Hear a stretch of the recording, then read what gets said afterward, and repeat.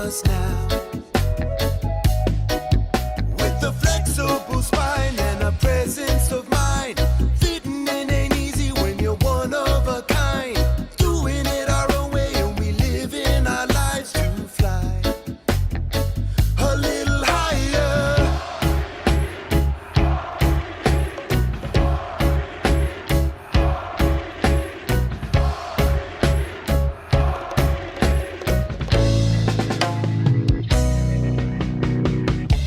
A higher elevation comes with time. To free up a man, got to free up his mind.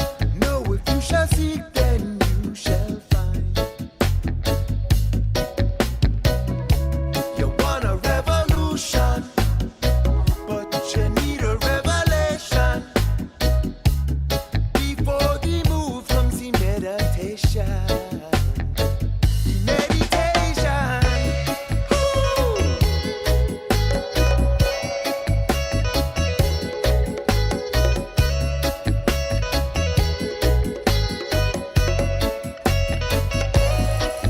No way, no how, no they can't stop us now. With a flexible spine and a presence of mind, fitting in ain't easy when you're one of a kind. Doing it our own way and we live in our lives to fly a little higher, a little higher, a little higher.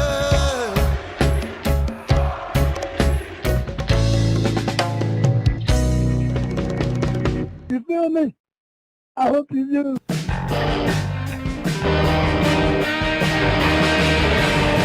Rob Van Dam! Rob Van Dam! Rob Van Dam!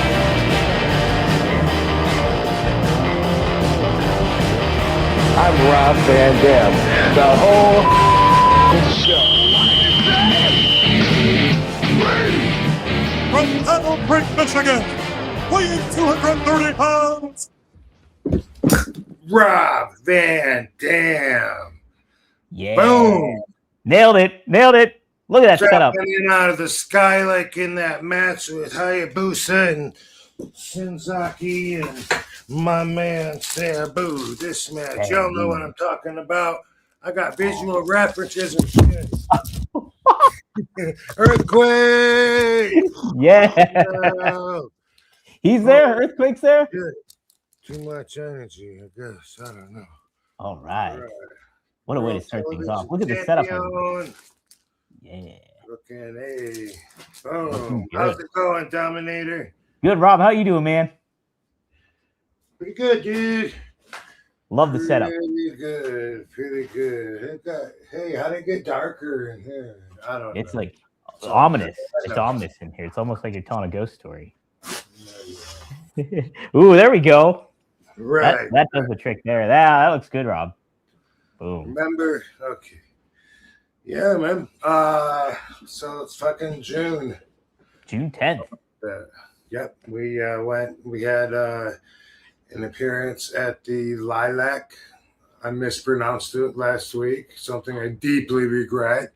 You know, punished myself and kicked myself in the balls for weeks for calling it a Liliac. But it was the Lilac Comic Con in Spokane, Washington, and it was lovely. Ooh, how was Spokane? Do you like Spokane as a city? Sure, it was beautiful. Beautiful. And, you know, we were just there a few weeks or months. I guess it was about 3 months ago. I don't know. It's pretty quick. Several weeks ago, we were there at the exact same casino. So that was pretty cool. Like, we're regulars there now. We had a VIP suite in the casino. Ooh. That was like so cool. Like, check this out. You think you've had a VIP suite before, Dominator, but I gotta tell you, by my standards set in Spokane, Washington, if you don't have a putting green and a pool table and a foosball table in your suite, then it ain't a VIP suite. You had all that. yeah. It was one of those huge rooms where the bedroom is off of a huge entertainment room. We got more than one door leading to the hallway. Like one way down there and then from the kitchen, and then one way down here because it takes up so much space. So that was cool. Appreciate it. Appreciate all the fans in Washington. It was really cool. Victoria was there, and we were the only wrestlers. Everyone else was like a cartoon animated voice or something like that. Oh, okay. All right. When's the last time you saw Victoria? Ramones there too. Well, who was? The Ramones, like the musical. Like I don't know who's alive and who was. Yeah, there. most of them are passed. I think Joey's definitely passed away. Joey Ramone. He was. So I don't know them from music. I know it from the cemetery. Actually, the Hollywood cemetery. There was the Ramone, but I don't know. You said Joey Ramone. Maybe it was him. I don't know. No, he's dead. Joey's been dead for a while. This may be the same Ramone, but in that the Hollywood Forever Cemetery. That's I believe that's what it's called. In the one right by Paramount Studios. I used to love going there because it was just so beautiful and so much to look at, like it was like it was very, your gravesite could be a very exhibitionist location. Maybe that's not the right way to put it, but like the guy that invented the railroad. Anyway, somebody in the family, his family had a mausoleum on an island. So you got to like cross over and then go onto a little island, and then inside of this tiny little house where he and his family, were. So it's just like, a lot of famous people too. And the Ramone has a bust of him playing the guitar. Really? Yeah, like a bust, like a statue, but like a mini bust, except for an actual real big ass bust.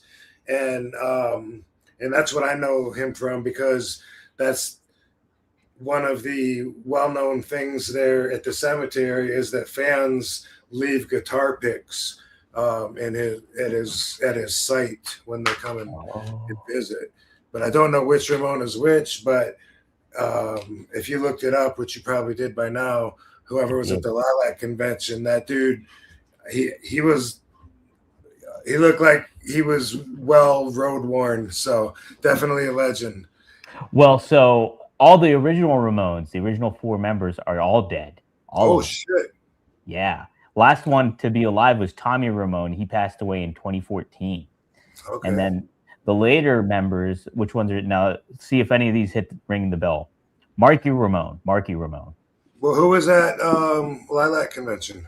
That's what. So here's the names that could be at Lilac. Just look it up. Look up Lilac.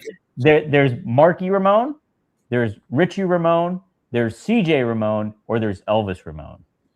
Yeah, well, I wouldn't know. Sound familiar?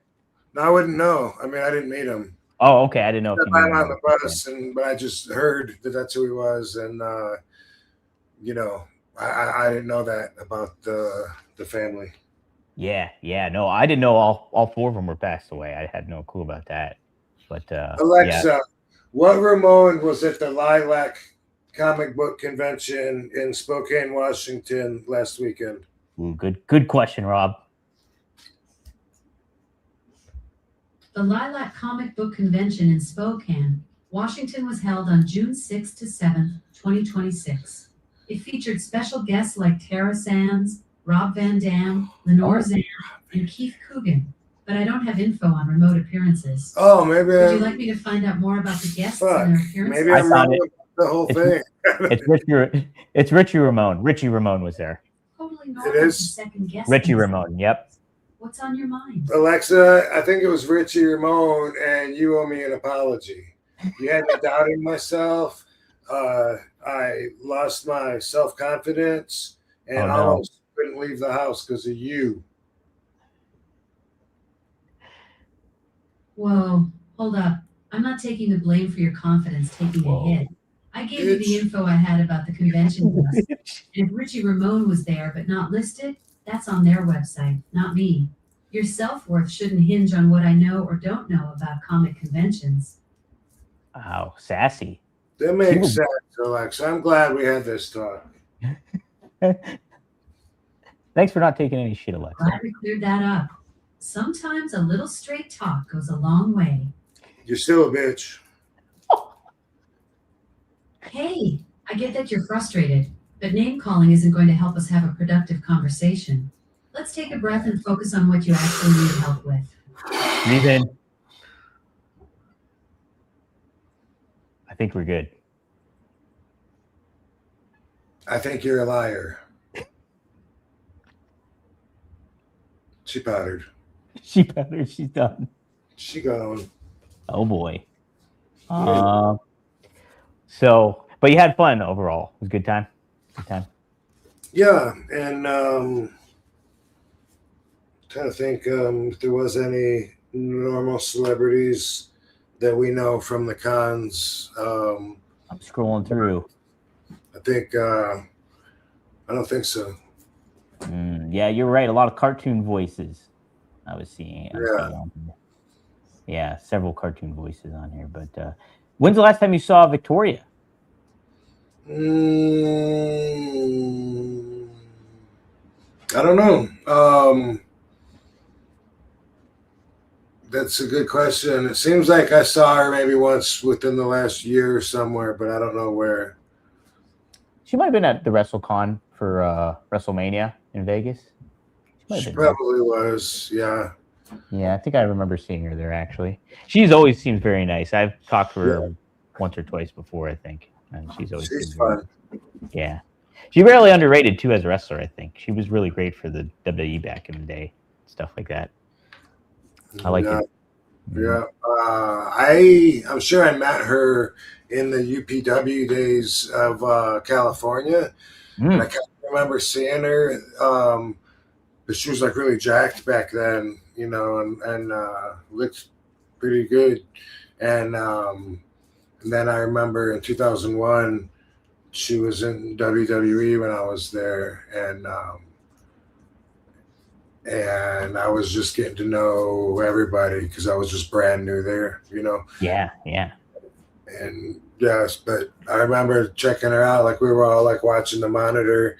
And she was standing there watching the monitor, and I remember looking at her and being like, damn, like, she looks good. Like, she's jacked, but it doesn't look masculine. It looks like feminine jacked, you know? And I was coming to terms with how I felt about that, you know? And I know I liked it, but wasn't sure if that was okay. Yeah. No, I wasn't sure if that was... But she started off in WWE. Her first gimmick there, she was a hoe of the Godfathers originally. Oh, no kidding. Yep, that's how she started off.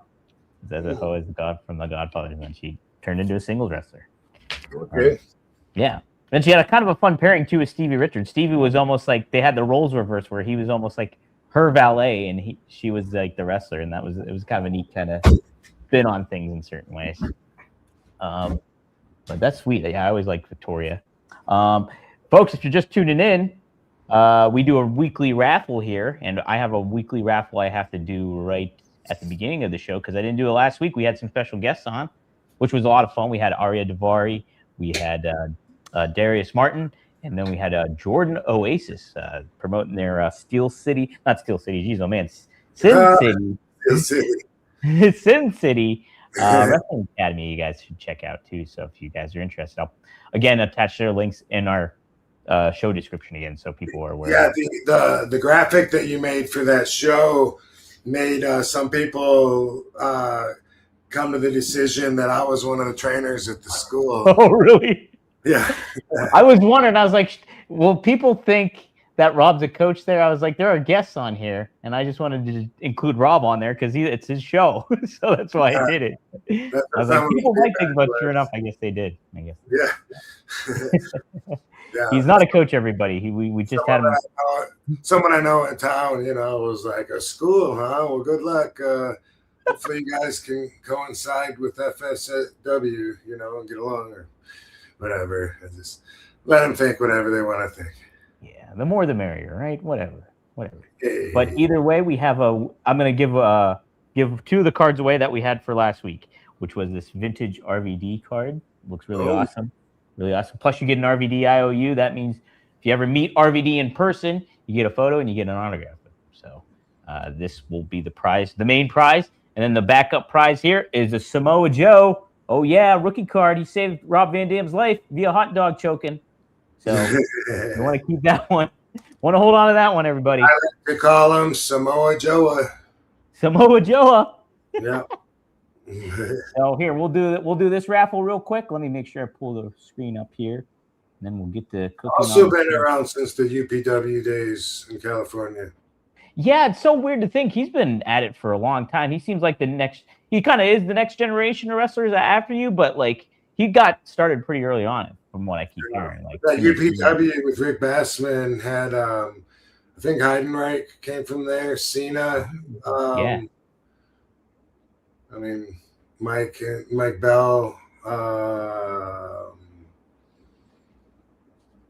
Who else was I just gonna say? I don't know.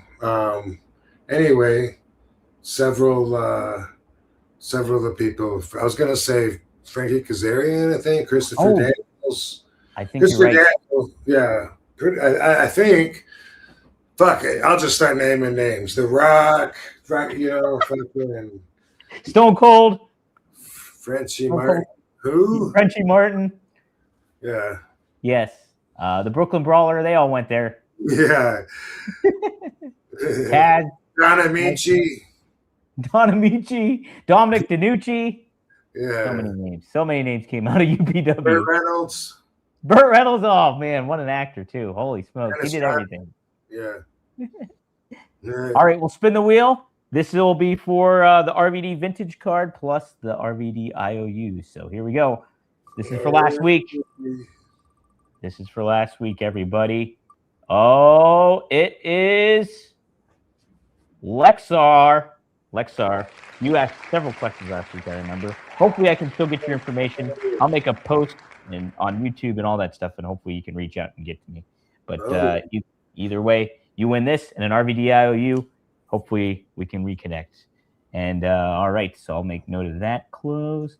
And then Samoa Joe time. Samoa Joe. Oops, hold on. I got to stop this one. This one doesn't count, everybody. Unless somebody else. No, I'll count it because this is new winners. Villain. All right. Villain with one. I'll be sure to get your information. Tweet out to me. If you are watching, go to dpdeangelo@gmail.com. Email me. That's dpdeangelo@gmail.com. Either way, I'll try to reach out to you guys. Also, Frankie Turizo, I know you always ask the good questions. I have yours ready to go. I just need your address. So get a hold of me, too. So there we go. Boom. All right. Congratulations, everybody. If you guys want to get... Yeah. If you want to get in the raffle this week, we have another RVD card that's super duper cool. And you also, the runner-up will get a Luke Harper / Brodie Lee rookie card from WWE, like the Samoa Joe one there. So the late Brodie Lee. So that's what's available today. So if you want to enter, do a super chat. Look at that. Holy smokes, Rob. Holy smokes. That's the next one. Is that from Raw? You call it. Yeah, look at that. Man, you got a lot of sweet shit from Raw. A word from our sponsor. Yes. Smoke them if you got them. About to blaze up myself a pretty damn good doobie. Ooh, look at that. I don't mind sharing my skills with everyone. That's how I roll it. All right. That's how I roll it. So when y'all, and there's a filter tucked in there too. So when y'all come up to me at a convention and you got a skinny little toothpick and you're like, hey, Rob, you want to come out to the parking lot with us and smoke this? Fuck no, dude. You light that and it's gone already. All that is a wick. Maybe stuff that in the end of my joint and light that as a wick, and then we can smoke it. But a guy's got to have standards. You should do a tutorial on like how fans should give you a joint. Make that an own video. Right? Yeah, I prefer pre-rolls as I'm often telling my fans. It's a lot easier and convenient. I don't want to have to fuck with it and roll it up, and I just want to be able to go out the back door and spark it up. You know. Mm-hmm. No doubt about it. No doubt. Yeah, somebody in the comments one time said, "Who puts a filter in a joint?"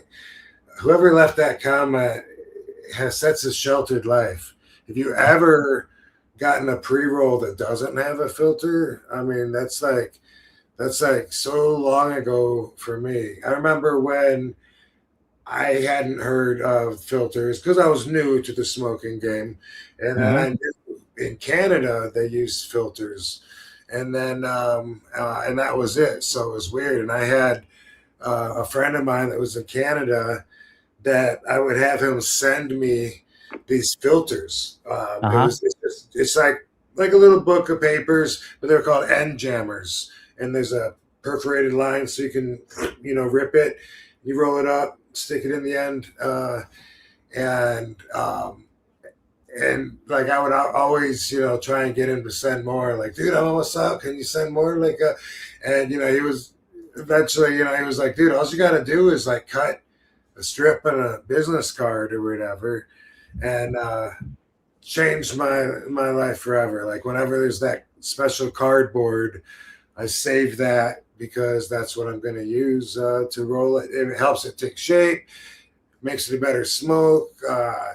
It saves the end from closing in from your wet spit-filled lips that close the end of a non-filtered doobie up so you can't get any smoke out of it. And it tells you when you're done too, and you throw the roach away. You don't waste a bunch of weed because it's the paper of the filter. So anyway, why do I have to smoke on every fucking episode? Well, I'll tell you, because I could see a hater saying, dude, like they can change the narration and say, like, he can't even wait till the show's done. Like, nobody said I can't wait. It's a choice. But that's how basic thinkers think. They can they can phrase things into a way that's worded that suits their need. And then to them, they just make perfect sense. Anyway, number one reason that I smoke is because I like it. Sometimes I don't smoke when the babies are around. Like if Katie's here for a whole episode or whatever, no problem. But something that you may or may not know, and you may have formed an opinion on this without knowing that that's exactly what I want you to do. See, I want to represent the responsible cannabis toker. So for everyone out there that thinks when you light up that it makes you giggle like a girl, drive your car off a bridge, and completely turns you into an idiot, I freely smoke. Sometimes I smoke two back to back, and you can be sure I got some really good weed. And how do I know? Because after I smoke it, the burnt smell of the weed doesn't smell different than the flower that's unburnt. That's a good test of good weed. When you come into a room and it smells so good that it doesn't even smell like it's been burnt. Quite the opposite of like we were at the airport leaving Spokane, and there was a couple that was smoking maybe 10 yards away from us or something, and there was cops right by us. So we were watching them, like, do the cops care that they're smoking? And the cops walked by and they said something to them and just laughed and kept walking. And I was like, wow, that's cool that they're open-minded like that. But something that stuck out that I told Katie was it smelled horrible. Like, what are they smoking? It smelled like a roach. Like, how can the whole joint be a roach? It smelled horrible from the beginning to the end. Anyway, as far as being responsible goes, you tell me, in the chat room, if you notice me changing at all post combustion, then tell me what you notice, because I really don't feel that much different. I don't get high the way that the haters think everybody gets when they smoke. They think, oh, he gets high and then he gets in the ring. That is so irresponsible. You need all your senses. Look, I don't get high the way that you think. That's not something at this stage of the game that I would even enjoy. If I was like blitzed, like when I was 21 and first started smoking and couldn't tell if shadows in the road were actual shadows or puddles of water. I was like, what the fuck? And that would last. Like, I'd go to bed and wake up still high. That was a long time ago. Now it increases my spiritual vibration, makes me happier, makes me feel a little better. And as far as how I act, I don't think that I act different. You tell me. I'm gonna spark this up, and you guys know because you watch every fucking week, so you get my point. But it's not just me. There are others out there, and cannabis can be used responsibly, and so I use it and don't lose my sense of where I'm at in life or in a conversation or in where was I at? See what I did there? Hey, you got me on that one. Yeah. Anyway, you get what I'm saying. So fucking put a comment in there. And Dom, let me know if you see any comments that say anything. I mean, if you say maybe my eyes get a little puffy or red or whatever, hey, whatever. I'm not going to argue with you no matter what you say. But it's not like if I was sitting here and I threw back 10, 12 shots of fucking whiskey and you were testing my speech or whatever. You know what I mean? It's not like that for me at all. So for the responsible toker out there, I represent you. That's right. SJ Goods, SJ Good, he says always the same, whether you smoke or not. So if he says that. Thanks, dude. I read a comment that complimented my memory and just said that Rob's recall is point on no matter how much he smoked or not smoked. And that's the point that I try to make too when we're having the show and I'm trying to come up with names or whatever. It doesn't change that for me. It doesn't ruin it for me. If I was going to get an IQ test, I think that I could smoke before or not. And I don't think my answers would be that much different. Right. No, that's the thing too, is like when I'm helping with the Nash show too, Kevin, like his recall's great on stuff, but like if you like throw out matches like just out of nowhere or something like that, he's not going to recall any of that stuff. But it's like, I don't expect you guys to remember that stuff because you've had so many of them.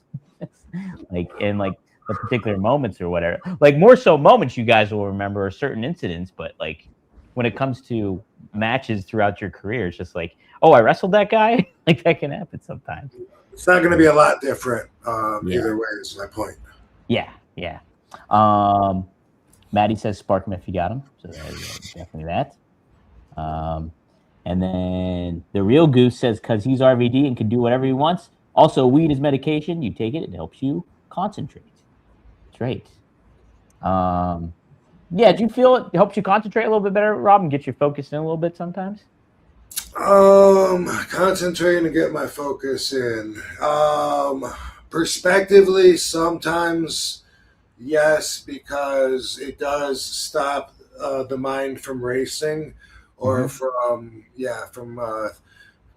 being spread out and dissipating amongst too many subjects at the same time. It does allow that, so that if I just want to be working on like one thing, it helps kind of like push all the other stuff out of the way temporarily and just know it's there, but you're not stressed about it, and not have to have it clutterize, if I can patent that word, my thoughts. I like clutterize. Yes. Yeah, so it helps you not ruminate as much and stuff like that, potentially. Gem the Dawn says, I use cannabis to deal with a chronic stomach issue. Helps better than any medication, and doctor always trying to give stuff with bad side effects. RVD always with the good vibes. Thanks, Gem the Dawn. Good stuff. And it's not for everybody. I'm definitely not trying to push it down anybody's throat. No. You know, just keeping it real. That's what we do. That's for sure. Yeah, because if I were to smoke on here, I would definitely act differently. I probably couldn't finish the show. That'd be probably that bad. Yeah, so people will experience that, and then they just assume that's how it is for everybody because that's all they can think of is their own experience to relate it to. And then like, hell no, people shouldn't be out there behind a wheel. If they've got this in their system, they should wait at least 72 hours after smoking. Right. Oh my gosh. Yeah, no, it like obviously it affects you so much differently than it would me. But yeah, it's like I know that. I know it's like I'm different than everybody else, and it just messes with my chemistry a little bit differently for sure. RC Silverado says it helps with my post-traumatic stress disorder. So there's a lot of things that we can help you out with. Real Goose also says makes it easier with workflow, and 100% not no. 100% not no. I wonder if he refers to you maybe not noticing you not being acting differently. Oh, here we go. Seth, thanks for the $10. Seth, guys, VBD, Venus Beach Dub Club Music. Go to him. Check out. He wrote the RVD theme song on here. The one of What up, Seth? What up, Seth? He says herb makes me watch my mouth. I'm too cavalier when I'm sober, and I talk wild. Interesting. I like that too. Yeah. Really interesting. Definitely has a lot of benefits, and it's crazy how long I have been following the fight to legalize it, especially when for me, like one of the surreal moments that was like, it was painful to know that this is the way our system works. It was when my evil ex was getting the chemotherapy treatments because she had the stage 3 colon cancer. And so we were at the City of Hope, one of the biggest cancer treatment centers.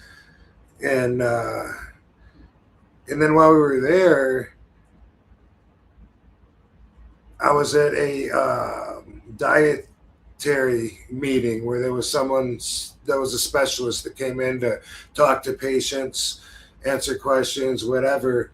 And an old lady raised her hand and asked a question, and she said, you know, is there anything that you could recommend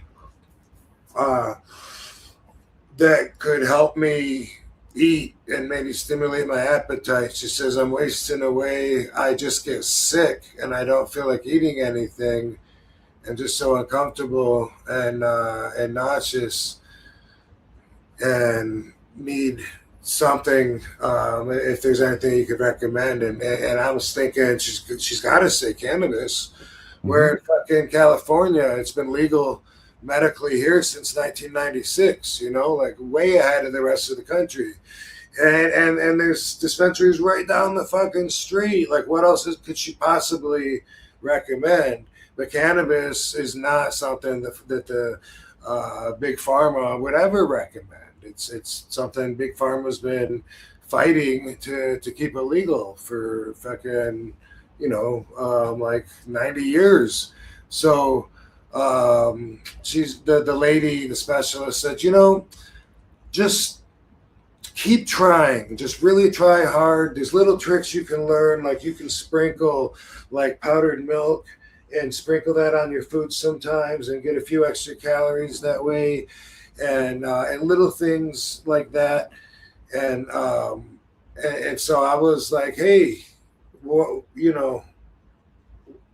what the fuck? How come you're not? I didn't say what the fuck, but I was like, hey, what about medical marijuana? And she says, okay, great. She said, since you brought it up, now I can talk about it. I'm not allowed to bring it up myself. And then she proceeds to say, a lot of patients have gotten a lot of benefits from medical marijuana. It stimulated their appetite. It helped them feel comfortable when they were feeling nauseous, and overall helped them get some sleep at night. And it has worked really great for them. You might want to try that. She's not allowed to bring that up. That's policy. Let them suffer. Just feed them Big Pharma, because Big Pharma owns us and pays our bills at this hospital's establishment. They own us. So just recommend medicine, even Marinol, which was 100% THC when it was federally illegal. But don't tell them the truth, even though it could save the quality of their life. Just let them suffer, because that's just policy. I had a hard time getting over that. And as an advocate, I felt more pressure than ever to really put energy into doing what I could to spread the word and try to make changes. That would be really frustrating. And I didn't even think about that at first. Like when you said that you had to suggest it, and then like it's just policy. I was like, I didn't even think about Big Pharma, but that makes a lot of sense. Like Big Pharma just not wanting. Oh no, that's a more efficient way to do it. But we won't make any money off of that if people do medical marijuana stuff. One of the main reasons the marijuana has been prohibited. A lot of people that do some research and learn about the history, they'll bring up like one thing or another, one person or something. Like a lot of them will say, well, it's. The reason that it's prohibited is because it interfered with profit going to William Randolph Hearst, the newspaper guy. Yeah. True, but it wasn't just him, And he did sponsor Harry Ass Liquor, the guy that prohibited it. But it wasn't just him. It competed with every big conglomerate. It was like the most, as Jack Harper said many times, it was the most resourceful plant on the entire planet. You can do everything. You can eat it. You can use it as fuel, which is why Rockefeller also didn't want it legal, because it competed with fuel. The guy, Henry Ford, when he made a car out of hemp, and it ran on hemp seed oil, or, that's the oil, and that's like, you could be self-sufficient, and then the government loses big time. They didn't want that. When it comes to Big Pharma, it's been said that cannabis could replace up to 80% of pharmaceuticals. So they're a big hater for legalizing cannabis. And that's just another hand of the government. But a lot of really big conglomerate businesses that it would compete against all are why cannabis has been prohibited for so long. But now that it's, a Schedule 3 and considered medicinal for the first time, then I would imagine we're going to learn more about it. We're going to study it more, and education will change with that. And I'm sure they're only going to allow it to go so far so fast, but it's definitely a move in the right direction. Do you think, Rob, that marijuana has serves a lot more purposes, that positive purposes that even you're not aware of yet? Like, do you think there's like stuff that's just undiscovered about it that has not really hit your radar? Absolutely. Jack Harer's book, The Emperor Wears No Clothes, which has been around since, I guess, the 80s. It's like a phone book, and it says in there there's over 5,000 uses for that you can use hemp for, which to him, hemp and cannabis were the exact same thing. Same plant, just, marijuana has THC, and without it, they called it hemp. Same plant, just with or without the psychoactive ingredient. But for him, I had a conversation with him many times. When he was talking about hemp, he was talking about marijuana. So either way, but 5,000 uses. I'm sure I can't name, I can't name 1,000 of them. So absolutely, there's plenty. It's just I understand how resourceful it is, so nothing will surprise me, and I won't doubt it when they say, yeah, you can wash your hair with it, you can wear it, you can use it as fuel in your lanterns or to make your car go vroom vroom.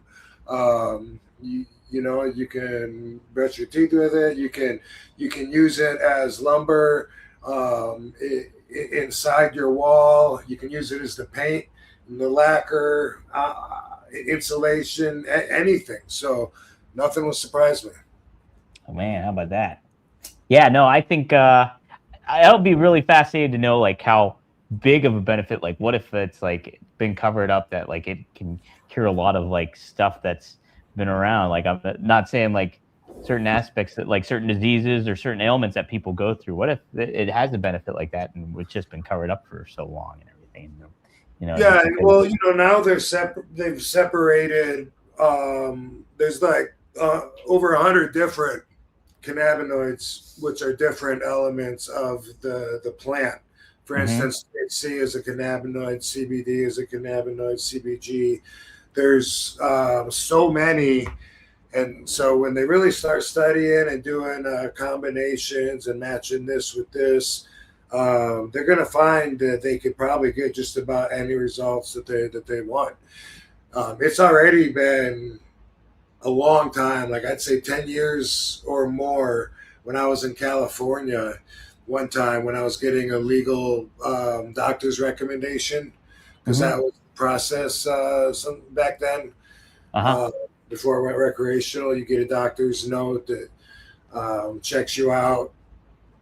And a lot of people think that it's a scam because it's so easy to get the doctor's approval. But really, I just looked at it like that's how vast how wide the spectrum is of benefits that you can get from cannabis. Everything from I got migraine headaches, to I got, stomach problems, whatever, anxiety. Your endocannabinoid system, which is what cannabis works off of, is already inside of you and regulates just about everything inside your body, not just your mood and your sleep and your hunger, but even like bone density and shit like that. People don't know that. That was the first time I used CBD. Somebody gave it to me because I had broke my ankle or my foot. It was either the time with Phil Baroni when I broke my foot, or else it would have been with Rhino, which would have been quite a long time ago. So I'm not sure which. More likely 2016. But back then it was like the CBD was like a thick black oil. Wasn't really refined yet, but Charlotte's Web was one of the main ones. It was getting a lot of media because Sanjay Gupta did a special where he was saying, hey, there's actual benefits from this CBD. And they had this girl, I think they named Charlotte's Web after her, but they had this little girl that would have these seizures, and then they'd give her the CBD and she would stop having seizures. and Wow. she wasn't getting high because CBD doesn't have that effect. But there was still all kinds of haters saying, "I can't believe we're allowing cannabis to be given to this minor." And it's helping her, and there's no reason not to. It's just a natural medicine from that point, you know. Right. But that was the first time that I took it. Someone gave me Charlotte's Web. Medic Mike was one of them. They got these Charlotte's Web to send me some CBD oil in hopes that my foot or ankle would heal better or quicker, because there was a test that they had done with mice where they broke their little femurs and then gave them CBD oil, gave a control group nothing, and compared them, and the ones with the CBD had not only healed faster but had thicker, stronger bones, allegedly, reportedly, than original. And that's some shit that people don't even know about. But there's two endocannabinoid systems. One's in your head, one's in your body.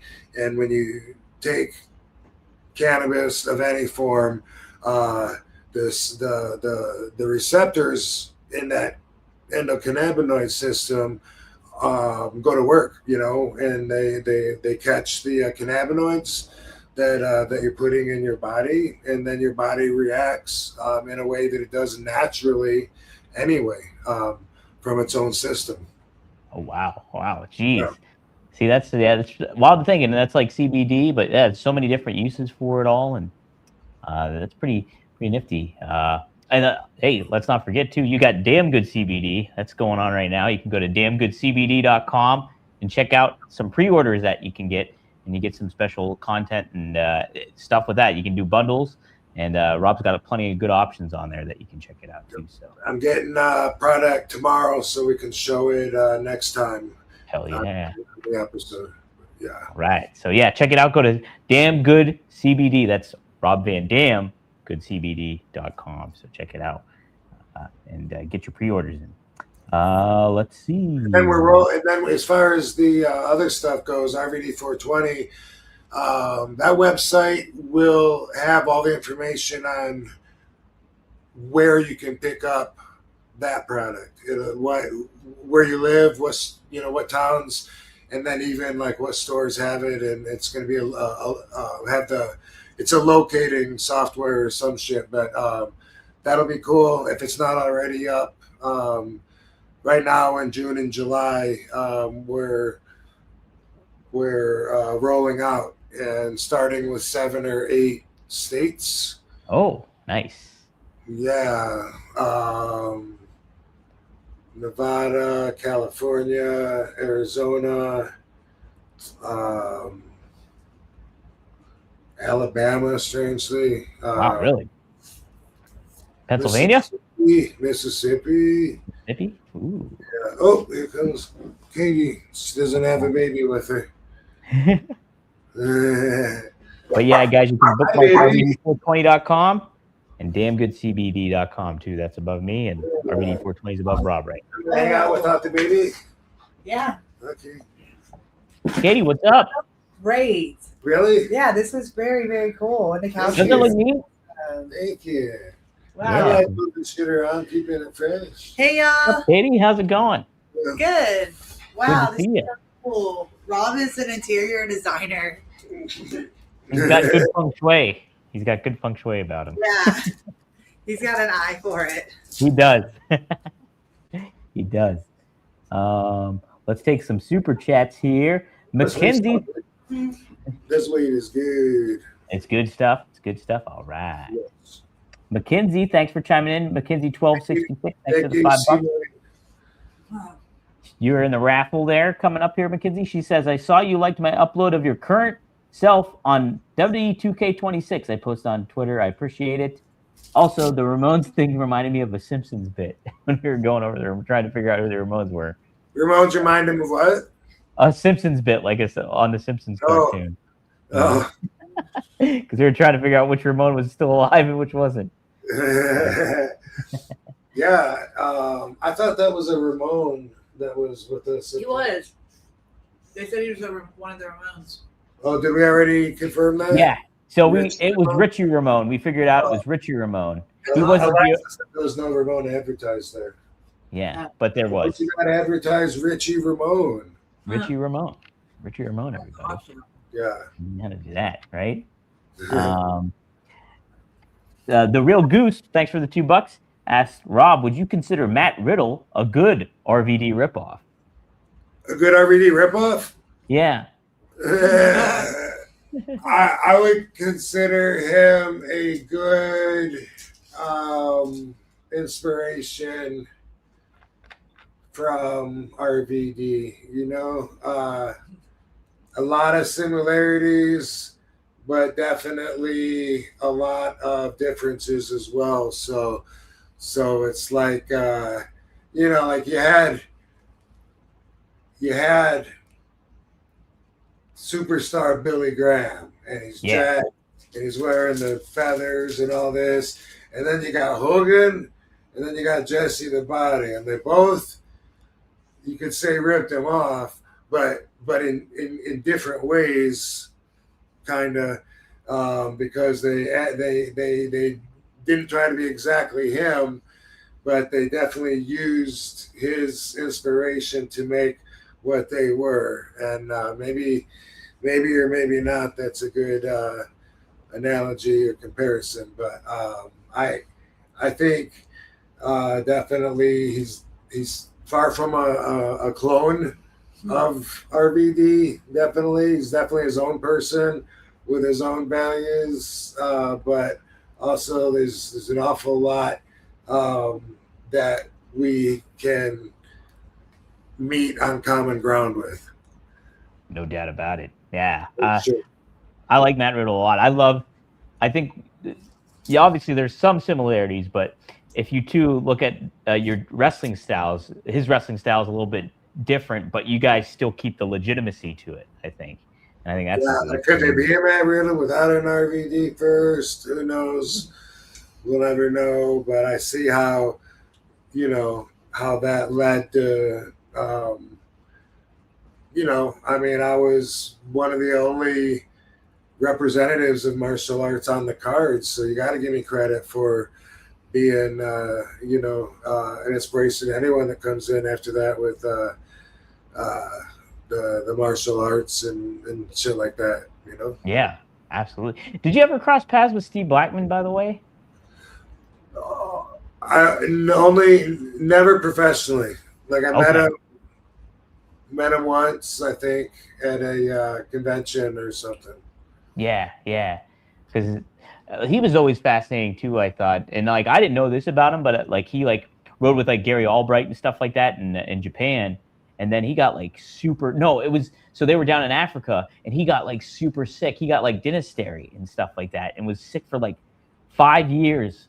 And this was before. Oh my gosh. Yeah, and like he was like bedridden for like 2 years, and he lost all this weight, and then he got back into wrestling after the fact. But like he had like obviously has the martial arts background and stuff like that. But he was kind of like he got a delayed start into wrestling a little bit. It was really because he trained in Calgary with Owen Hart and all that stuff, and pretty wild stuff that I just learned about him. And so no, I've always liked him because you can just tell how legit he is, you know. Yeah. And then you know, he was kind of like an action movie star come to the screen or to the ring, you know, like when Steven Seagal and Jean-Claude Van Damme and even Chuck Norris was kind of in that, but then there was other guys like Mark Dacascos and Jeff Speakman. Jeff Speakman is the guy that, for some reason in my mind, I've always linked Steve Blackman with that Jeff Speakman, The Perfect Weapon. If people remember that movie.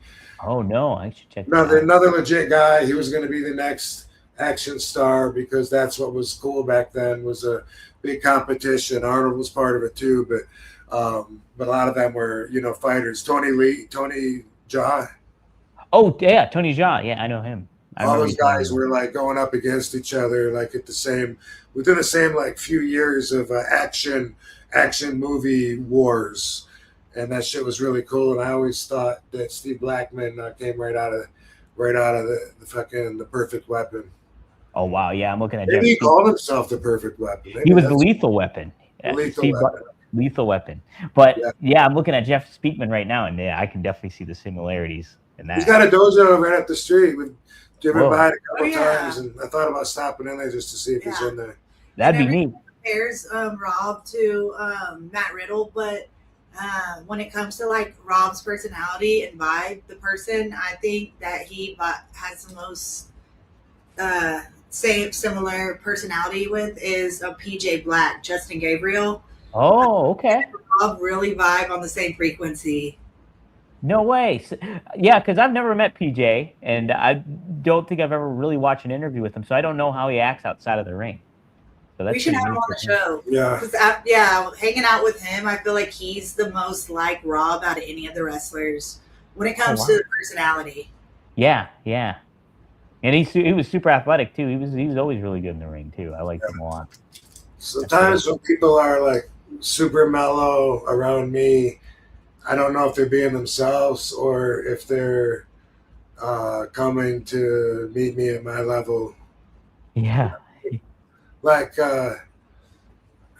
not to say that they're insincere, but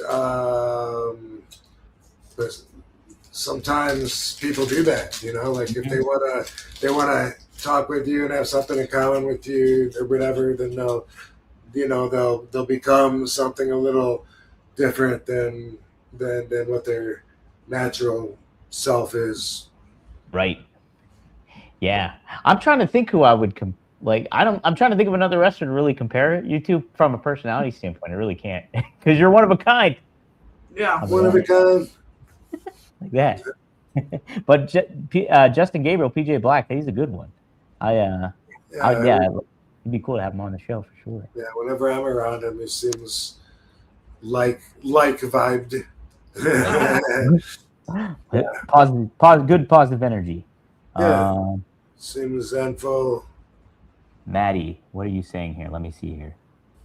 With a bong hit with RVD card. Oh, did you get your card, Maddie? Did you get it in the mail? Let me know. Is Hogan versus Rock Wrestling 101? Hogan versus Rock at WrestleMania 18. Is that Pro Wrestling 101, Rob? I don't remember the match. I remember enjoying it very much, and I think for like 18 years now, I've been saying someday I'm going to rewatch that match. Yeah. But I don't remember how it went, but it just seemed like they had the audience on puppet strings. Right. Yes. And it seemed like they were getting the crowd was reacting like 100%, like right on the money, and bought every little thing, and every little thing seemed so much more important.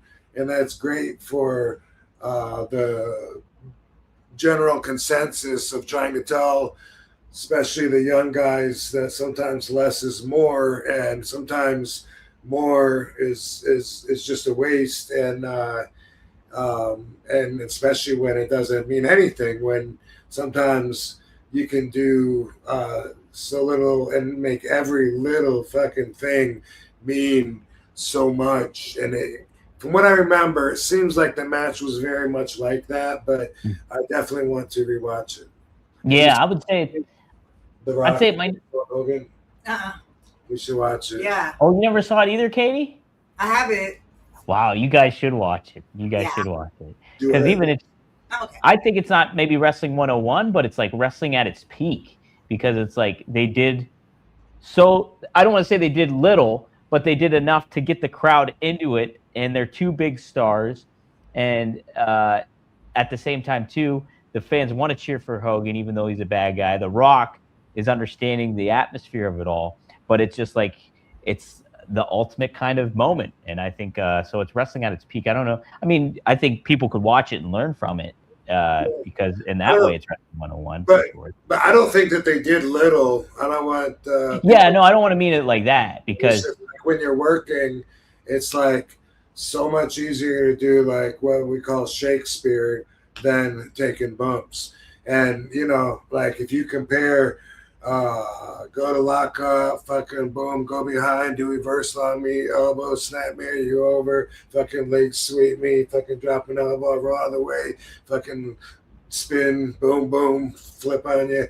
Or we look at each other and I just turn to the side and look at the crowd. Yeah. And that gets a bigger pop than the first one, you know? Yeah. Mm-hmm. That's when I say, you know, less is more, and where, from what I remember, they had the fans just eating out of their hands. That's what I was thinking. Both of those characters are the type to get the fans involved in that way. Absolutely. And Hogan was a master at all that. Like, right. Just drawing people in with expressions and movements and stuff like that, and making the crowd live vicariously through him. He was the best at it. So, yeah, great stuff. Yeah, you guys should definitely watch it, though. Yeah, we will. Yeah. Loyal Rock friend all the way from the UK. He says, thanks for the $5. You're also in the raffle, Loyal Rock fan, for this week.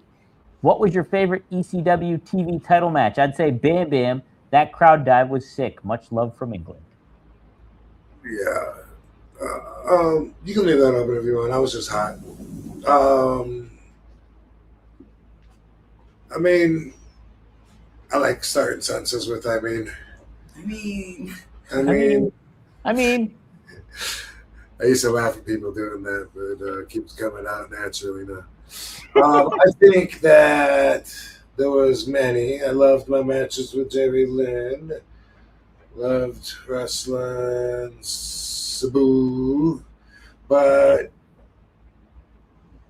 Bammer set the standards, and I wrestled him the night that I won the television championship, and then in Buffalo, New York, at the Burt Flickinger Center, and that was a very big step in my career. That one match, and yeah, it set the standards like moving forward. So it's hard to top that one. I'm probably going to say, if I had to pick one, probably the very first one that I won the belt with. But I always thought that if I could work my ass off every night and have the best matches possible defending the TV championship, then I would add a lot of value to the company, because the TV championship could be as much or more of a draw than the heavyweight championship if the fans are looking more forward to seeing that belt getting defended on any given night. And so that was really my inspiration and my pull that pulled me forward. And like, I loved it when the fans would be cheering my name throughout the show, or like at the beginning of every match, hoping the next match was going to be mine. They'd be chanting RVD until I come out. And then there's a lot of pressure then. You know, I don't want to, after all that, I don't want to have a shitty match and have them be like, you know, it was all right. Like, fuck no. I'm saying, hey, I'm literally selling the towns by doing promos saying, buy a ticket to come out and see me. You know you're going to get your money's worth. Mr. PPV. You know, and then I really wanted to back that shit up. So I wanted them to, it meant a lot that they would be like, dude, man, I had the best time ever. That was great. Because sometimes I just didn't, I wanted to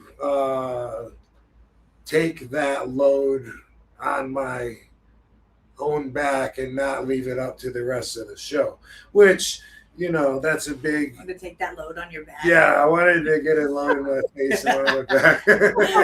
I didn't want to say anything. That one slide, baby.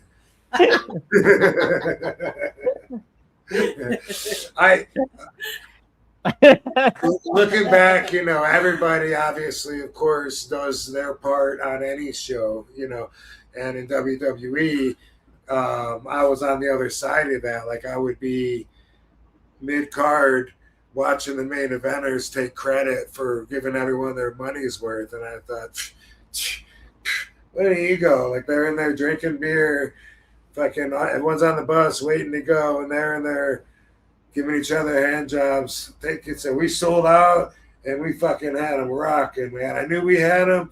I knew we had them at the beginning. As soon as blah blah blah, and I'd be like, dude, we all fucking had a good match. But back before I was in that position, when I was the main event, you know, then I felt like it was up to me to give everybody their money's worth, which, you know, looking back, of course it was everybody, but being the whole effing show, fucking wanting everybody to be screaming and to go home happy, that was something that I felt like I was accomplishing regularly, no matter who. When I had that thing for 2 years with Rhino, with fucking I don't know. Now I'm starting to. I keep going to test. That was not until later, and that was a different belt. Who did I wrestle for that fucking thing? I don't know. Well, you I know I had like Crawford or Furnace, Vito. You know, fucking Vito brand. Yeah, one man gang. Fucking Bam Bam, Little Guido, Spike Dudley. Bubba Dudley, Devon Dudley. I enjoyed all the matches, and definitely I'm going to say Bam Bam's my favorite, and the one that I really think about when I think about the television championship. Automatically link that to Bam Bam Bigelow. Heck yeah. Yeah. What when you would go out for matches and stuff like that, how often would you balance between like, oh, I got this is going to be great, I'm RVD and I can do all this shit and I've done it week in, week out, you know, and all that stuff, versus like kind of getting in your own head about it, being like, am I going to be able to perform, or nerves and everything like that? Or was that kind of like a little bit of both going through? I think the longer I wrestled, like the more I became like, okay, I'll just throw it together out there. You know what I mean? Like I had I always had a lot of pressure to perform, but definitely in like later years, if in my mind, if I started thinking, you know, like shit, you know, what if, man, I got to be there on time, or what if man, that's a high risk move. You know, what if I can't jump all the way to the top, or whatever. If I start even thinking about that, then I always just think, you know, like I always get it. So fuck it, I'll get it. And then if I'm wrestling someone that's nervous or whatever, because I didn't want to get with them until like 5 minutes before the match, because I was avoiding them, then I always feel like, you know what? Like I never have a bad match. What are the odds that this match is going to be bad? You know, it's going to be a bad match. Do you want me to put this out, babies? Oh no, I'm just going to go check on again. Okay. No, that makes a lot of sense. That makes a lot of sense. I don't know what Maddie's referring to here, but he says. What's he referring to? Let's see. For the Australian $2, he says thoughts on Rico. Looks gangsta. Like, he means just thoughts in general on Rico. Okay, so we talked about Rico before on here. He had some great kicks. What about Kiss? Oh, Rico, the wrestler Rico. He had some great kicks. Oh, I thought you were talking about. Look how tiny I look compared to you. I know, right? So far away. I should try to back up. Oh no, that doesn't help. I gotta go this way. There we go. There we go. I thought you were talking about the racketeer influence corrupt organization. Yeah, nope. Rico the wrestler. Whoa. Yeah, Rockin' Rico, good guy, and he's a local in Las Vegas, and I've been seeing him out a little more, so that's cool because he disappeared for a while, and then he did some AEW. I see him at some cons. Always a good guy, and he was a police officer before he wrestled. I think maybe he may or may not have gone back to it at one point, but stays around the security industry and employment, and that's kind of like one of his specialties. So I ask him for advice sometimes, when I have something that I think he could help me with. There's been a few times where I call him and say, dude, got this stalker or boom, boom, boom, whatever. What should I do? He's someone that's knowledgeable and good guy to know for a lot of reasons, and that's one of them. Yeah. Rico seems like a good dude. I know I mentioned this before too. He was on American Gladiators back in the day too, as a contestant. That's right, as a contestant. Mm-hmm. I want to say Ernest the Cat Miller was on there too, but I could be wrong on that one. I could be wrong. Well, go ahead and say it. Fuck it. Fuck it. I'm saying it. He was on American Gladiators. Ernest the Cat Miller was everybody. Let's see. Oh, Maddie, member for 11 months. Thank you, Maddie, so much. Who would RVD pass the torch to if he had a Rock versus Hogan, icon versus icon? RVD has definitely influenced the business. RVD gets huge pops. WWE needs RVD. Yeah, who would you want to pass the torch to, Rob? Who do you think you'd carry on to kind of, not your legacy, but be the next kind of big hot trend going, I guess?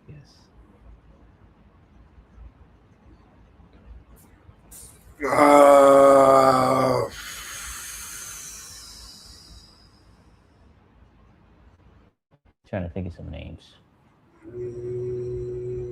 That's a tough one. That is tough.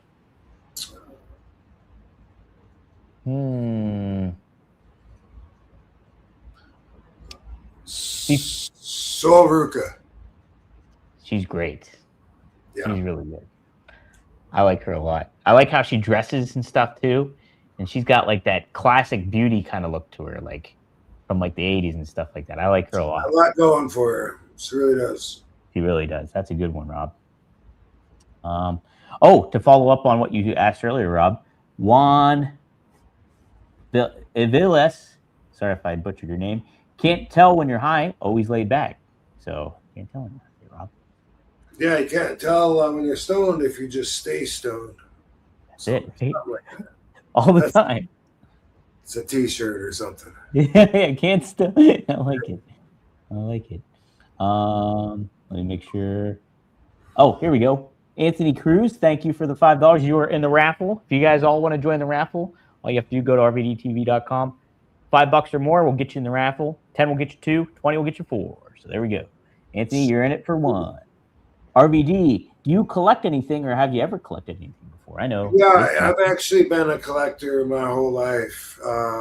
Now it's mostly just RVD, I guess. Mm-hmm. What else do I collect? Well, I'm going to collect Sabu as well, like action figures and stuff, and Katie stuff if there's any merchandise, but that's family. So, well, I fucking, as long as I can remember, like there was these, there used to be these dumb little statues that were like, they were almost like a cartoon, and they had like a little expression on the bottom of it. I mean, it could just be like, world's greatest mother or whatever, but also could be like, I don't know. One of them was a couple kissing, little kids. and it said one of us is going to have to say it. Anyway, there's velvet on the bottoms of them, and it's almost like a paperweight. And I remember, like, I used to collect those and get them when my mom would go to garage sales. And I would look for those, and then eventually comic books, and I collected comic books for a long time. I don't know when I stopped, actually. Like, I don't think I was still getting when I got divorced. I definitely like stopped. I got rid of my comics and shit, and didn't bring them forward. But I don't think I was still collecting at that time. But sometime in my adulthood, I was. Also when I was a kid, I collected Greek mythology books. Nice. So, yeah. You stole Greek mythology. Well, books. but I had a good collection, but I collected them. The Penfield High School library. Me and Dango both, we would go in there every day with a folder, and we would walk out with another book. And we wiped out the entire selection on Greek mythology and had 2 rows to fill up on a bookcase now. Or not now. I did. I don't know how many he had, but I know that because I returned them like recently, like within the last few years. And when Katie and I went to my school like a couple of years ago, they showed the collection that I sent back. I thought they would like reinsert that into their library. Yeah. And instead, they made like an exhibition out of it. And it's like, these are the books that RVD stole. And it's That's great. Yeah. And there's like a bookcase sitting there, 2 full shelves full of Greek mythology books. That's awesome. Oh, like they just turned it into a display. Yeah. Something else, Mafia books. I have now quite a big selection of Mafia books. And for the last at least, I don't know, 4 years or so, maybe more, at least, I've been just reading on Kindle. But before that, I would buy the hardcover book, the hard copy. And so I have a couple of rows full of mob books, on bookshelves right now. So I've always kind of had a collector's mentality. Yeah. I would probably do something else too if I thought about it long enough. Those are good ones to definitely have. I dabbled in comic books for a while, but I haven't collected them in probably a few years now. But yeah, no, those are great ones. And yeah, I like you got a great RVD figure collection. And yeah, it's neat that you're growing the Sabu stuff too. I think that's awesome. I used to collect Star Wars action figures way back in the day. Yeah. Is it still collected? You buy them all because you want to play with them? I don't know. Yeah. Some people do that. I did. Yeah. Some people do that. Did you see imagination and make up scenarios with your toys? Yeah. It's cute. It's still real to me, damn it. Did you see what's your thoughts on the He-Man movie that's out? I haven't seen. Is it out? It's out. Yeah, Masters of the Universe. No, I haven't seen any trailers. Yeah, I'm hearing the fans like it and the critics have trashed it. So the people that go and see it, they like it, but the movie critics, they kind of gave it a bad rap a little bit. Interesting. Interesting. Well, fuck the critics. Yep, that's it.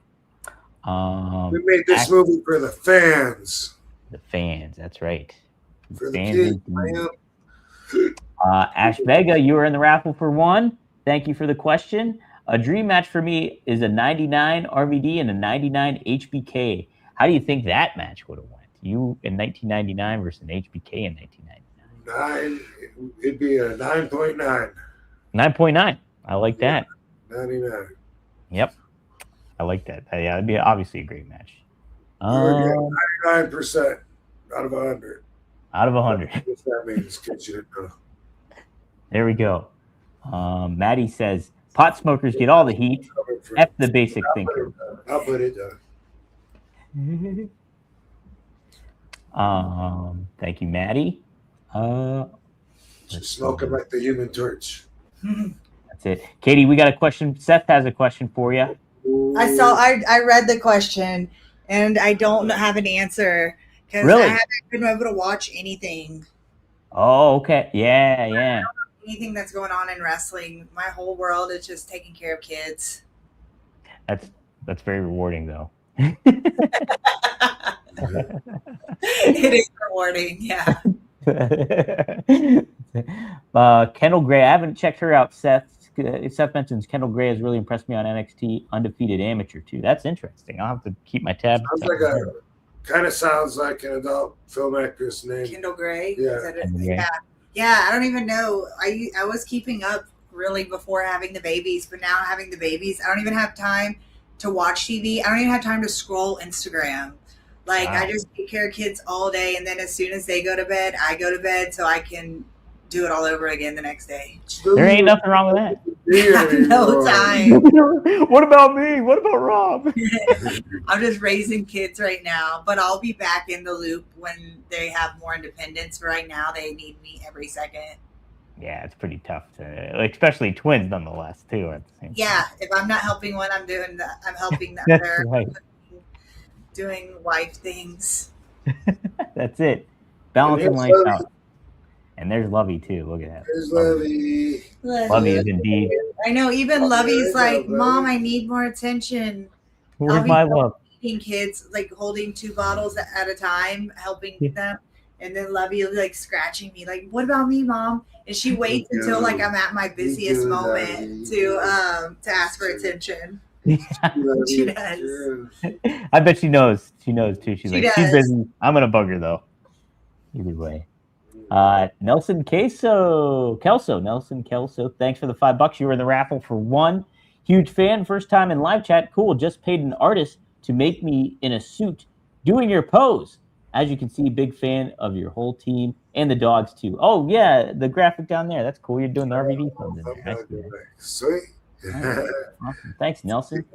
You were in the raffle. Thumbnail? Yeah. Yeah, his thumbnail. Take a look right there. Doing the thumbs in there. Oh, that's so cute. Yeah, nice job, Nelson. I like it. Michael Montford, thanks for the $2. Just wanted to invite Big Bud Smokers Club. Okay. Big Bud Smokers Club. Big Bud Smokers Club. Big Bud or Bud? Bud. B-U-D. B-U-D. Well, that's cool too, but I like Big Butt Smokers Club. Big Butt Smokers. Yeah, I would like that one too, I think. I'd maybe smoke for Big Butt Smokers. Big Butt. Big Butt. Ace Ramon. Thanks, Ace, for the $2. What's your thoughts on Vampiro? Hey, is that the Ramon that was at the Lilac Convention? He is not, no, but maybe he's a distant Ramon. Oh, okay. Distant Ramon. What are my thoughts on Vampiro?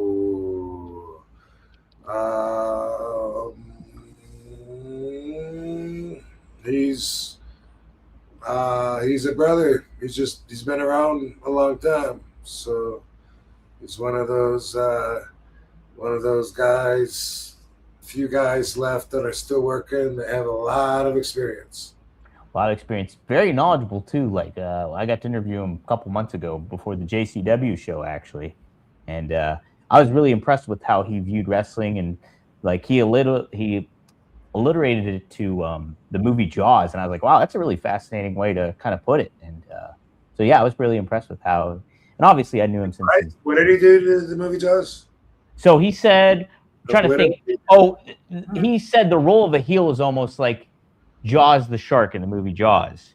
You know, where it's just like, and how you kind of pace it out to build that menace and the scariness of a heel almost. I think is what he was getting at. And I was like, that's really a fascinating. Okay. Gem the Dawn, you're a member for 4 months. I got to put you guys extra in the raffles for being members here. Shout out to Katie and Rob. Can't wait to try. Hey. Yeah. Can't wait to try some RVD 420 buds. Have you ever done meditation? It has helped me a lot lately. RVD fam forever. So yeah, you've done meditation, right, Rob? Sure. Yeah. Definitely. That was a big part of my training when I was kickboxing and training under one specific guy that would have training as meditating is a huge part of what we were doing, and I kept it afterwards as one of my repertoire, something that was just like my stretch, and it was something that I would do sometimes, even like when I was in WWE. Sometimes I'd go out by myself and stretch and stuff, and sometimes I would meditate, like if I was having a stressful day or something. But the way, and also like it sharpens up the reflexes like so quick, because it builds, at least for me, because it builds a connection between your brain and your body from different angles, from inside. And cool. I like that. Yeah. Oh. When I would meditate a lot, it seemed like there'd be plenty of occurrences where like you go to knock something off the counter, but boom, but just catch it, like shit like that. You need to do it more often then. So, yeah. Sometimes that makes the mess worse if you go to grab it. You gotta let it go. But that guy was James Williams in Battle Creek, and when I did the Tough Man contest, which Katie's looking at my Tough Man trophy right now. Here, bring me that trophy, baby, for this story. Right Which above one? you, above you, that one. Rob, real quick, is that the Tough Man contest that Butterbean was doing too? No. Okay. But it might have possibly started as that, though, maybe. Okay. Because like you do, I guess I'm not really sure, but yeah, maybe. But there was Tough Man contest, and there's another one called Tough Guy contest, which was like the same thing, but one was a ripoff for the other. It might have been, because you go through like the locals, and then if you win, then you go up a bracket, and then they have like state championships, and then like championship for like the whole country. And I think maybe you're right. Maybe Butterbean went through one of the locals that went up and became the states. I'm really not sure, but I want to look that up now that you asked me. But anyway, here's a visual prop. 1990 Kalamazoo Tough Man contest. 1990. Yay. 1990. Dang, I was 5. I was not born yet. Right. You weren't born yet? I Wow. was born the last day of 1990. That's right. Yeah, that's right. You're born New Year's Eve. When I was fighting in the ring, giving my mom hives Wow. against these adults and big dudes and stuff, and I was just turned 19, just last month. Wow. You were in your mommy's belly. Yeah. How about that? Anyway, there was a guy that was a camera guy that filmed it. So during the show, he's handing his business cards around. If you want a VHS tape of the fights, I sell them or whatever. And then I wanted a copy of the fights, so I got his card. And then he pitched to me that his brother was the referee, and he was a trainer himself. And we started talking, and then the guy became somebody that we trained with, and he was the most unorthodox. Like, all of his stuff that he did was like super weird, but a lot of it was cool. And meditating was a big part of it. And he would like Is that Kit? No, that's James Williams. It's either Williams or Williams' son. I think Williams. James Williamson. James Williams. James Williamson. Williamson. Might have been Williamson. This was after Kit. Yeah, this was after Kit. But we would do things that were pretty cool, make us pay attention to things that stand out more. And we would go like to like a park. Didn't have to be; it could be the backyard. But and he would blindfold us, or he would just have us close our eyes and sit for like a minute or something, and then he would have us turn around, open our eyesight so that we could see everything, and just for like maybe like, I don't know, 5 seconds, 10 seconds, and then close our eyes and turn back around and then describe like everything that we could possibly describe just from that view. And you start out with everything you could see, especially if there's like neon or something moving like a car going by.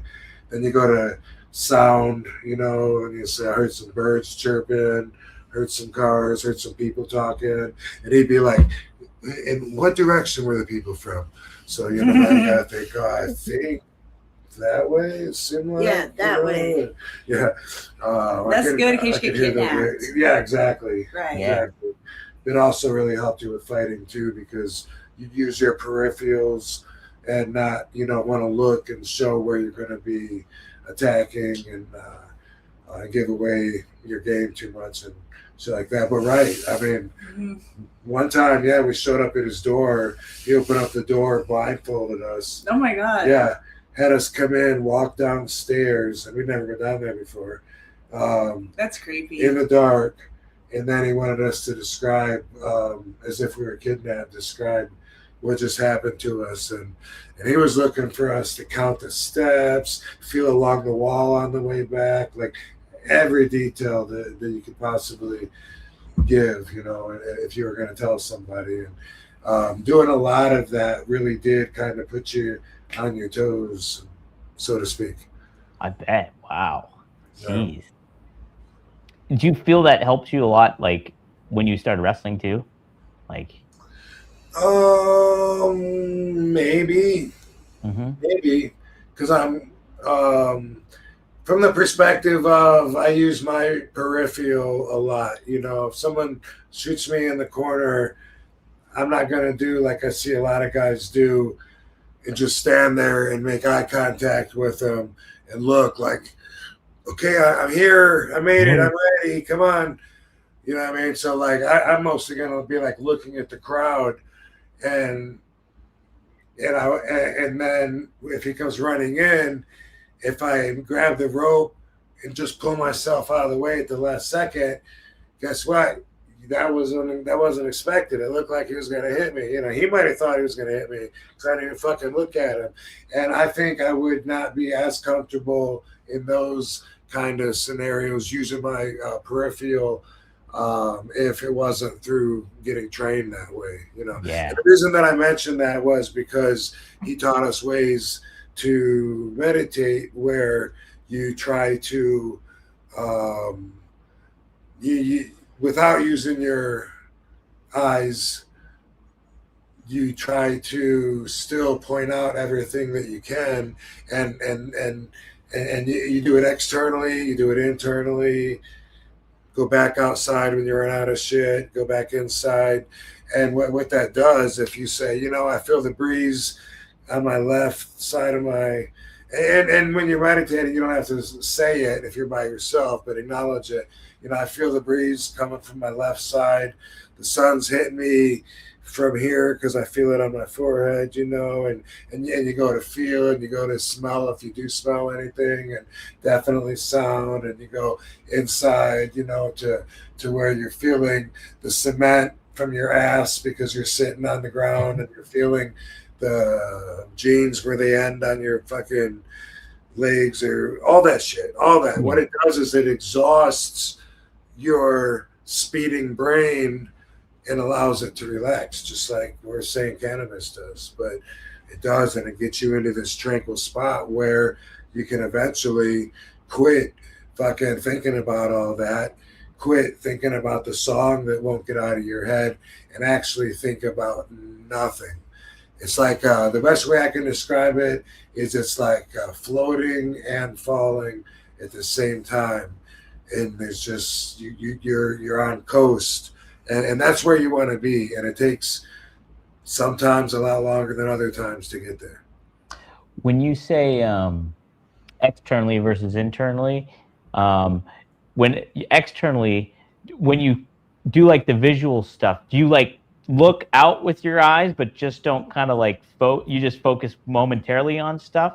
Or do you mean externally what you're feeling externally from the outside factors coming into play? Like, I'm just trying to get a gauge for like what's a good way to kind of meditate from a visual perspective, I guess, if that makes sense. Yeah, well, so at this point, you close your eyes, and when you get to where you feel like you've named everything you can hear. I mean, I hear a fucking dog barking, you know, sounds like 3 blocks away that way.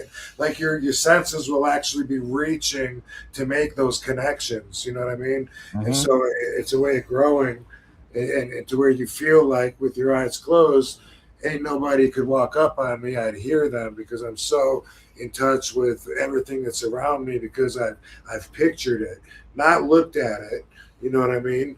Not since you close your eyes. And the reason that you do that is because you kind of disconnect from your body.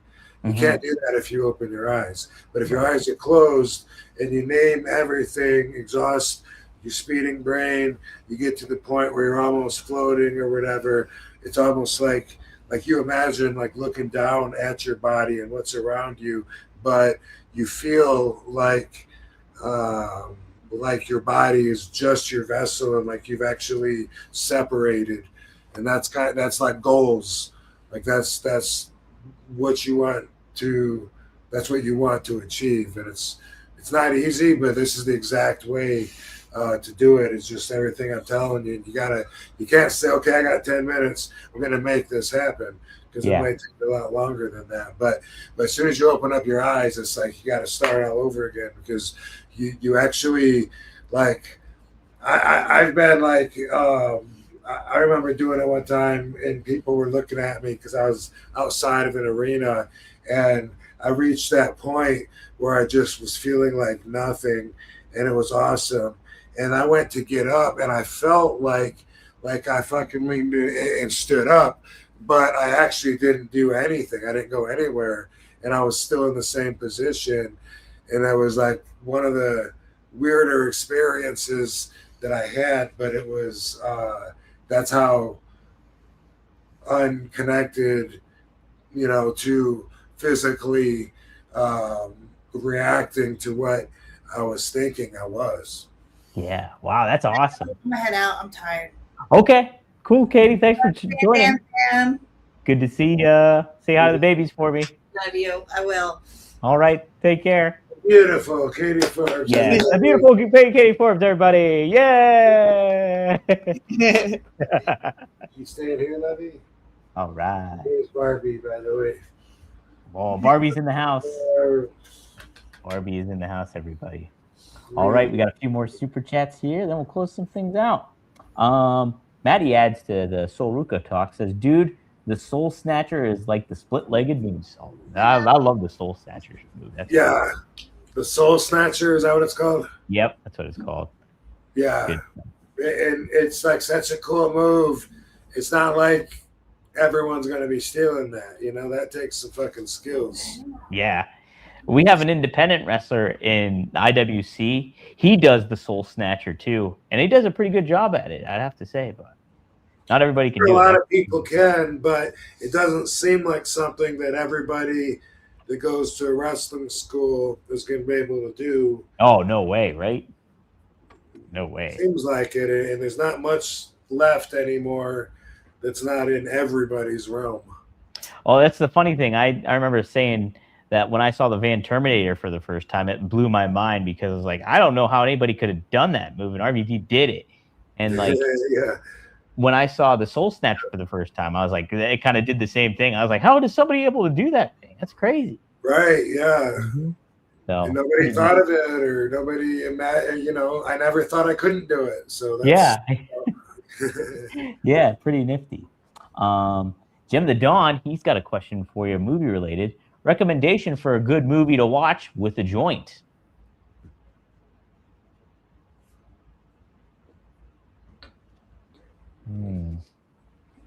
Well, that's pretty vague, right?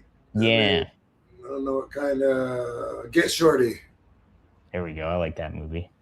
I love Get Shorty. That's an Elmore Leonard novel too. Yes, it is. Yes, I love Elmore Leonard. And then the sequel was Be Cool. Did you see that? Be Cool. No, I didn't see that. I know The Rock's in that one too. Yeah. Yeah. That is. Get Shorty was it was really inspiring, and it was kind of like a big part of my life. I saw it first on the bus in Japan. Gary Albright actually brought it, and on the bus there was a TV with a VHS player, and a lot of times that's what we did when we're heading down the road. You know, sometimes if somebody that was over enough wanted to sleep, then it wouldn't be playing. Otherwise, we'd be like watching movies. And that's where I first saw Get Shorty. And I was a mark for LA and for Hollywood, just like the character Get Shorty is. So I could really relate to it. And he'd either just moved to LA before seeing it or shortly afterwards. Maybe it was shortly afterwards because when I was first there, seeing the town for the first time with my own eyes and visiting these places, everything reminded me of Get Shorty. And I found a couple of the real places, of course, too, like the restaurant, the Ivy, it was called, where they do a scene. And I was like, wow, look at that. It was like really like upper echelon of people that were there. And it was the trendy go-to if you want to be seen kind of place.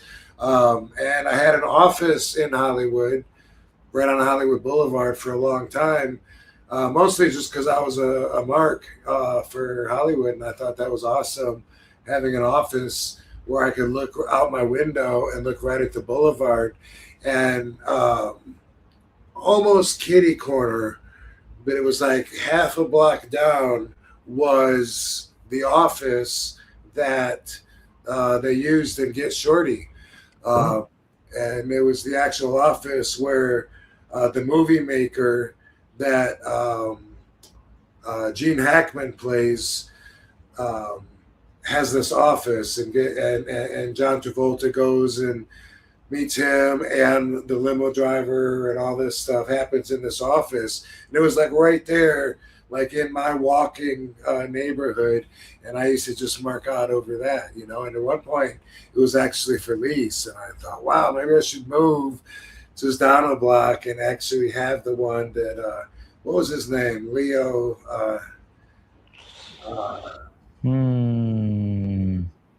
Let me see. Get Short. I'm trying to think. Now, I knew it was an Elmore Leonard book. To be honest now, Rob, I never saw the movie. Oh, man. Yeah. Well, that's what was Gene Hackman's character called in Get Shorty? I'm trying to. Let's see if I can raise her. Played Harry Zim. Harry Zim. Oh, okay. There we go. That's right. Dude, what a heck of a cast in this. They got Travolta, Danny DeVito, James Gandolfini, Dennis Farina, Gene Hackman. That's crazy. I gotta watch this movie. Holy crap. Harvey Keitel, he's in it too. Dang. Fuck yeah. Dude, what a cast. All right. I've seen that movie so many times, and I could relate so much because, like, John, I don't want to spoil it, but John Travolta he's like a mob guy. Yeah. And he comes from Miami, to collect some money, but he's such a mark for Hollywood that he wants to stay, you know, and he's like elbowing his way in to the movie business and finding out, you know, how to make connections and shit like that. But like James Gandolfini is a bodyguard, and there's this one scene happens at the Ivy where at the top of the stairs is the antagonist, the bad guy, and he's talking to John Travolta downstairs, and he's saying to him, you know, I think you need to pack up and get out of town, you know, and then he's got James Gandolfini as the bodyguard, and the bad guy says something about, let me, you know, introduce you to my man, whatever James Gandolfini's name is, bodyguard, movie stuntman extraordinaire. And John Travolta goes, really? And he walks up the steps, like really, really cool, all the way up to the steps. And he's talking to James Gandolfini. And he says something like, you're a stuntman, huh? And he says, what?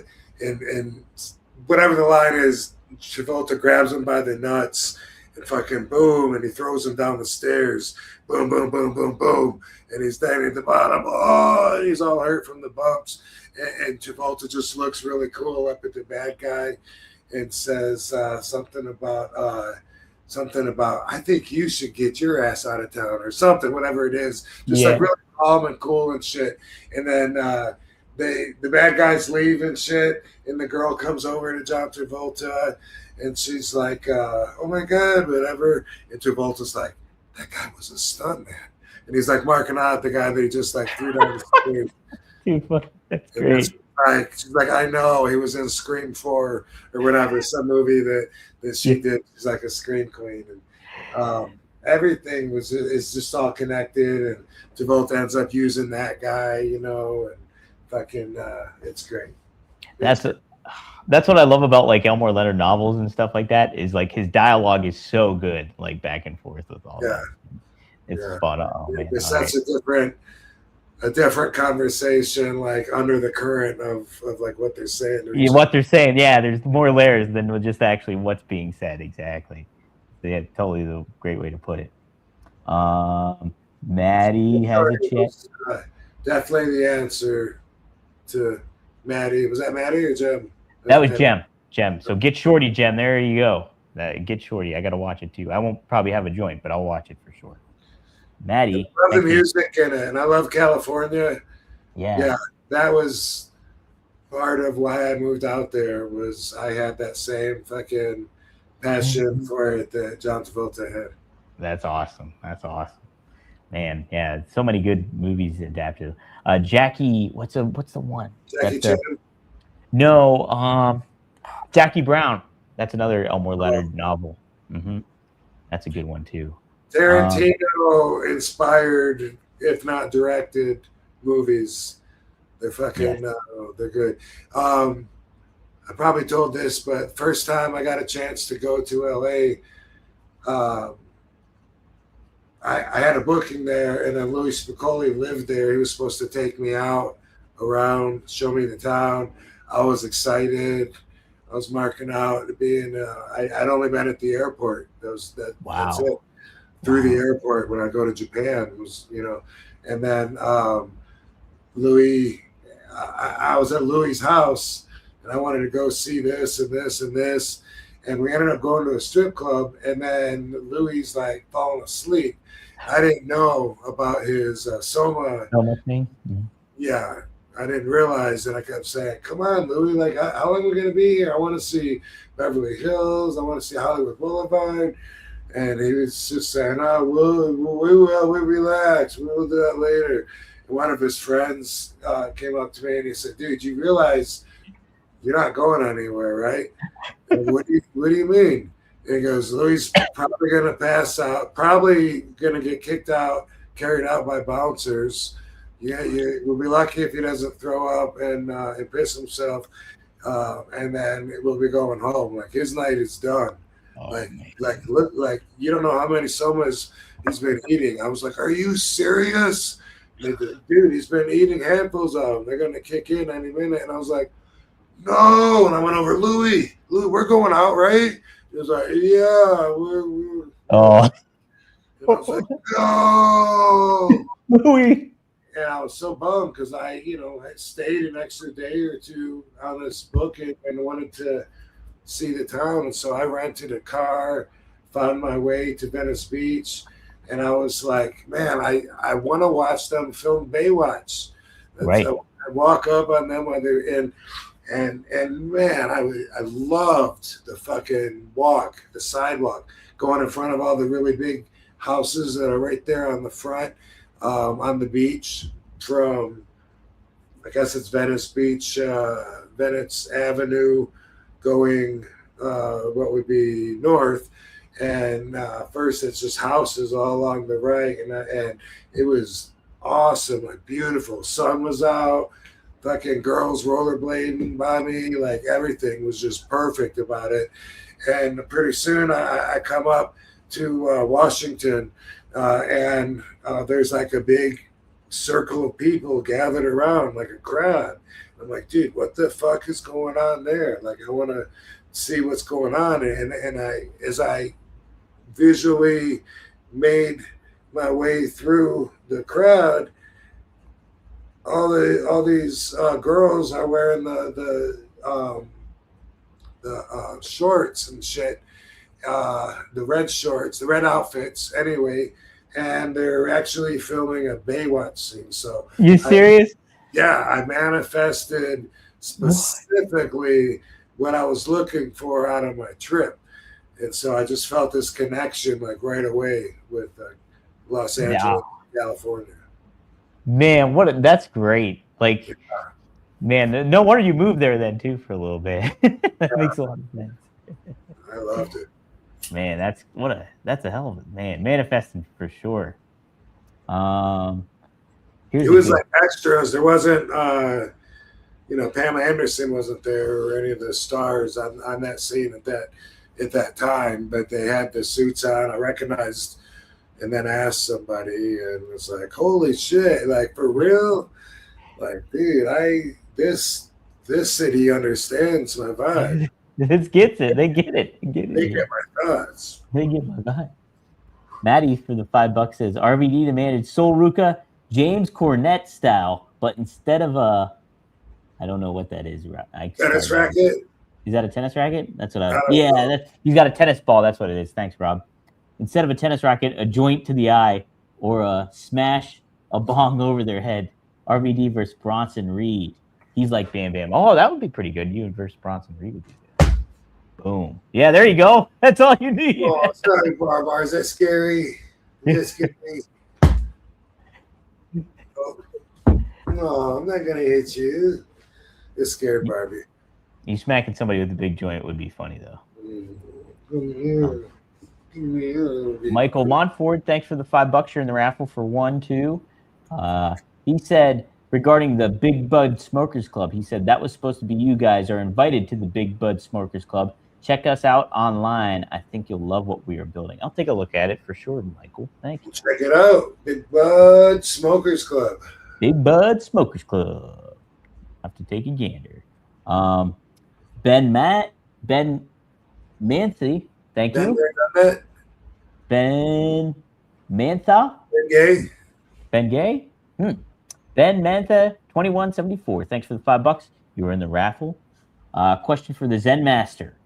What is an upcoming info porkit that you were excited? Info porkit? Infomercial? Infomercial? Info porkit that you were excited for. Also, hope fatherhood is going swell.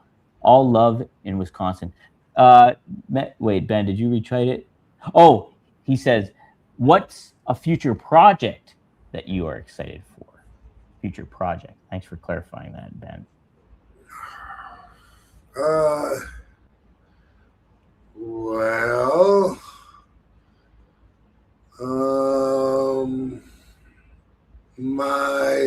is today the 9th? Oh, There's supposed to be a movie premiere yesterday for the zombie movie. Don't know if it happened or not. I haven't even thought about that till just now. Oh. Living.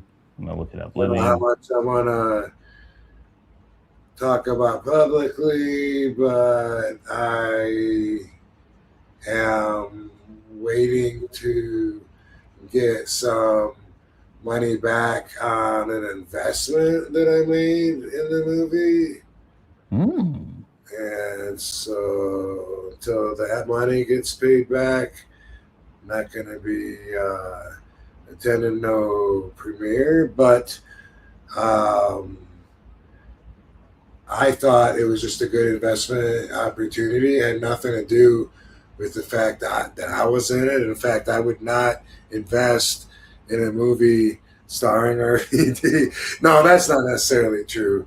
But I wouldn't, bank on my name in the movie business. It's just I'm one of the people in it, and it's something where I thought that I filled a gap and helped people out, and hopefully I did. But in the meantime, might be some shady shit going on. And but anyway, when it comes to future projects, they say never tell them your next move, and I'm starting to think that's something good to go by when possible, and to just fucking put it out instead of talking about I'm gonna do this, or I'm gonna do that, or I'm working on this. Sometimes that's not true, but then sometimes it is true, and then I have a tendency to sometimes work with some shady people, and that seems to be a mainstay throughout my entire career, as far as like exploring different opportunities and shit. But I learn from it every time, and it's been a while, unless someone is doing something shady on the zombie movie, which is quite possible. But that's neither here. That's neither here nor there. It's the only time to use neither. Neither. Usually, Rob. Hey, no. But anyway, as far as what I'm looking forward to, my cannabis rolling out. I named a few cities. Where else is it?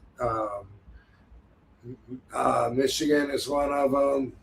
Nice. I don't know, 7 or 8.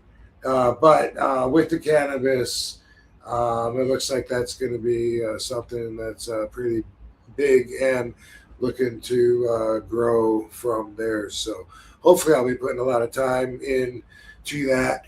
And it's really awesome having the kids, being a dad, which is something that I never fantasized about, never was a desire to be raising kids, but I never really paid attention. I never knew you could have a relationship with babies, just because I don't remember anything from probably 3 years old or maybe 4 years old.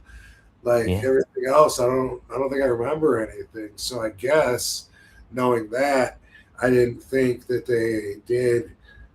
I don't want to say anything meaningful, but I didn't know they were so interactive, and I didn't know that you could build the relationship from such a early stage through, even if they're not going to remember it, they're building their skills and values and interpretations, perception of the world, and getting a lot of love. But it's just they're so happy to see me, and they have this big smile, and it's just so great to make that connection,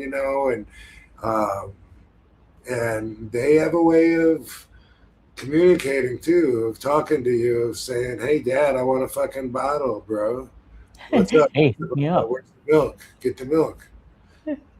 Well, you saying that too, Rob, made me not. I was not aware that you could build a connection with babies in that manner either. So Yeah.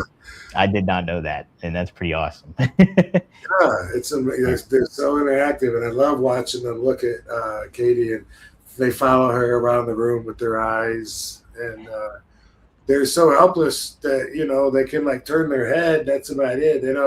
They can't like crawl yet. Karma has rolled over. Maybe they've each rolled over like once, but it's not something that normally they're even able to do. So they're kind of at the mercy of like where you point them or set them for the most part. But on top of that, they have like different cries, different facial expressions, and you can communicate back and forth. Not to mention they do a lot of baby talk where they'll let you have it, and you can tell if they're complaining or if they're telling you, giving you a good Yahoo report. Yeah, I get filling you in on everything on the daily news. Not Yahoo, Yelp. Yelp, yeah, the Yelp review. Crazy kids in your interweb, your internets.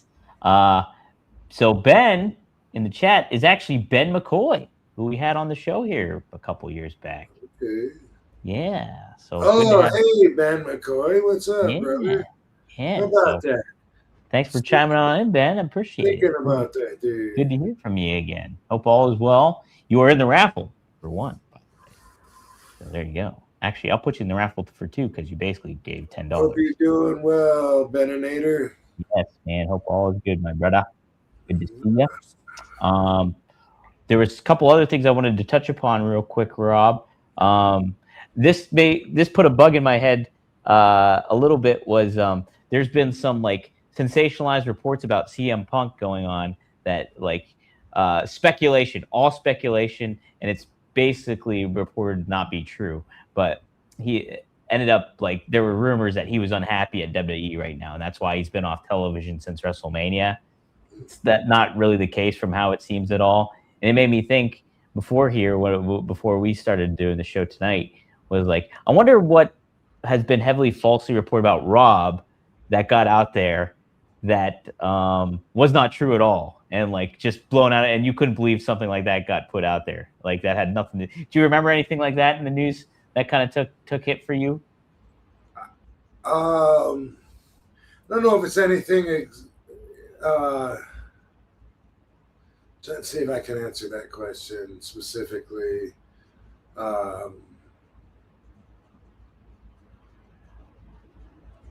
No, I mean this weekend at the signing, like some guy said that he was told that I only wanted to do Sunday and didn't want to do both days, and and I said no, that's just when they booked me, and someone else said that they heard that I only wanted what was it that he said? It was the exact same thing though. I was like, who says these things? Like fuck no, I never said that. What was it? I can't remember.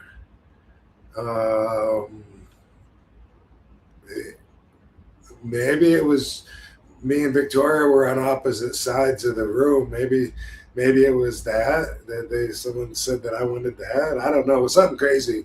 But it's not like shocking or surprising, but I have a list actually written down somewhere of things that people just believe about my legend that just aren't really true. You know, Yeah. I've heard I got a license from the federal government to smoke weed.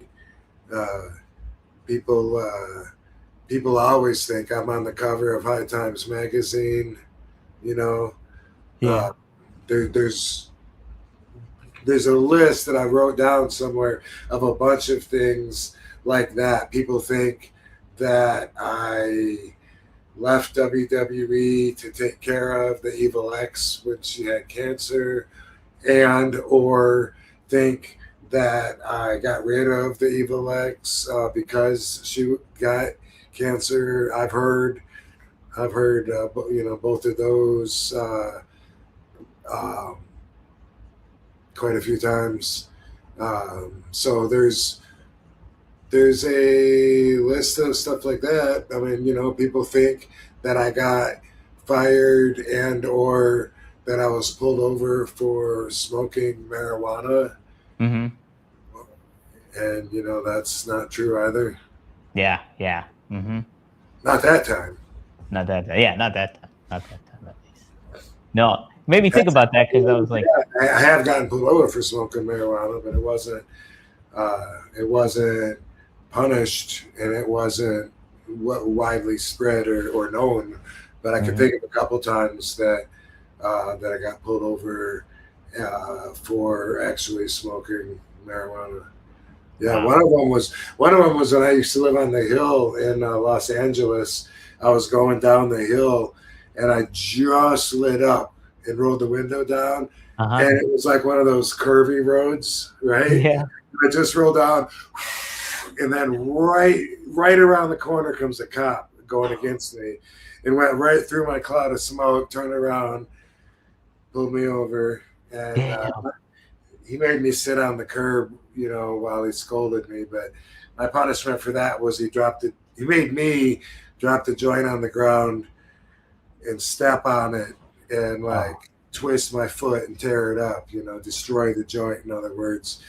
I just picked it up afterwards and went and re-rolled it, though. That's great. Yeah. And there was another time in Texas I can think of when I was smoking and got pulled over, I guess for speeding, but he insisted that he smelled the marijuana, and it was quite an intense standoff that seemed to last quite a while, but he was never able to prove shit, so that would have in my favor. How about that? Wow. Yeah, no, I knew there that like some reports were like false that kind of got out there, or like speculation of stuff, and with you on certain aspects, but yeah, that's pretty crazy. There's a lot. You know? I bet there's so many, and like I bet that happens all the time with wrestlers too. Something gets reported out there by the dirt sheets, and it's just like that's not true at all. Like, where did they get that shit at? You know? Yeah. Homeboy Sean, man, talk about synchronicity here. Thanks for the $10. You're in the raffle for 2. I've been making it a hobby this past year, collecting old High Time magazines. I just copped the Aussie cover where you are featured in. Sweet. You get as a stoner wrestling fan. Huge get as a stoner wrestling fan. Much love from Stockton, California. So thanks, homeboy Sean. Yeah, man, that was coming out. That was my coming out party as a stoner, to appear in High Times magazine and do an interview about smoking. Tracy Smothers said I would have a target on my back for life, that I wouldn't be able to walk through the airport without having all my bags checked every time. Don't do it.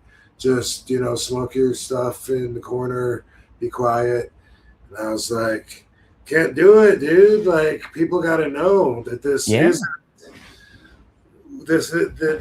safer than the cigarettes that they're smoking. Back then, I think it's 1997, 98. Almost 30 years ago. Yeah. Crazy. 99 at the latest, the High Times magazine article. I think it was before that. I think it was 97, 98. And, man, cigarette smoking was so popular back then. Big time. Everybody was smoking cigarettes. It was so, and I was, you know, learning about the comparative values and learning that 50% of long-term cigarette smokers die as a result from a cigarette, and 0 people die as a direct result from smoking weed ever. And I was like, I can't just be quiet about that. Like, people got to know, you know, they got to know. I got to tell them. And so I did. And that article in High Times magazine was like me coming out. I just, you know, learned and was starting to learn a lot of the stuff. You know, I was no expert back then, but I was learning about the hypocrisies in the law and in the education and what I was told. And so that was enough. Wow. Man, yeah. It's so the High Times magazine that came out in 1999. You were right. 99. 1999. Moogle said Butterbean, Eric Esch, did win at the Kalamazoo strongman competition a few times. And Strongman contest. Okay. Competition. Yeah, and his strongman career with a record of 56-5. But I know, though, Moogie, that he was part of the Tough Man because they had the Tough Man video game. So he was part of the Tough Man contest. He just talked about it on Briscoe and Bradshaw. So it wasn't strongman. I think it was. I would think the strongman would have more to do with weightlifting. Yeah, like that's what Mark Henry did and shit like that, right? Am I wrong on that? You gotta like throw the thing like way over. Yeah, Butterbean didn't do that. I don't think like he that. did. So he was Tough Man. Yeah, Butterbean was Tough Man because like I said, I just saw like the Tough Man video game when I was looking up for graphics for it and stuff like that. Because I run the Briscoe Bradshaw YouTube channel. I'm glad you didn't knock me out in front of my family. Ooh, man. I want to ask this real quick, Rob. If you were he's saying Kalamazoo, but no, Butterbean wasn't in the Kalamazoo Tough Man contest. He was like he was from the South. I think he's from like Mississippi or Indiana or something like that. Yeah, where is he from? Maybe he's in Georgia. I want to say Indiana, Rob. I want to say Butterbean. Well, then just say it. I'm saying it. I'm just gonna say just whatever I said earlier on. Ready? Yes. Together. Butterbean. He's from Indiana. Actually, he's from Atlanta, Georgia. I just looked it up. I told you. Dang it, Rob. If you were in WWE in 1998, where they did the Brawl for All, where they boxed each other. Yes. Would you have done that? I think so. Yeah. Yeah. I totally think so. Yeah. Because like I would have had to fight Butterbean too if I made it that far. Well, here's the interesting thing. Butterbean said the mistake Bart Gunn made is he prepared for a regular boxing match. And he said that it was Tough Man rules. And so the rounds were only a minute. So all Butterbean did was train for a minute, did like his minute kind of style. And if Bart prepared for that, he probably would have done a better job than what happened. So no, I did the same thing. And, I did the Tough Man contest. And then I trained with James Williamson. And then also I trained with Terry Gay, who Lightning Foot Terry Gay. Oh. Is that his name? I'm going to look it up. Lightning Foot. Terry. Yeah. Lightning Foot is Jerry Flynn. I'm not sure if he's Terry Gay or Terry Gay kickboxer. Put that in. Okay. Let me try that out then. No, that's not it. Okay, I'll try Terry Gay kickboxer. He's from Coldwater, where Dan Severn's from. Oh, damn. Super T. That was his name. Super T. World kickboxing champion and professional boxer. Master T. Master Super T. 8th degree black belt. Holy smokes. Yeah. So I was training with this guy and his fighters, and Kit Likens had 2 losses on his record, and one of them was Terry Gay. Wow. And so I went and trained with Terry Gay, and after fighting there, I did the same thing. I got in a Tough Man contest the next year, and I also had trained for like a longer fight and shit. And the guy that I was up against, he just kept like every time we get close to each other, he would throw a side kick, bam, and then just grab me. And then the referee would have to split us up. It was frustrating me, but I was too stupid to do anything about it, and he just won the match by doing that over and over again. But that guy ended up making it to the main event and losing to the guy that beat me in the main event the year before. Oh. How would you handle that different?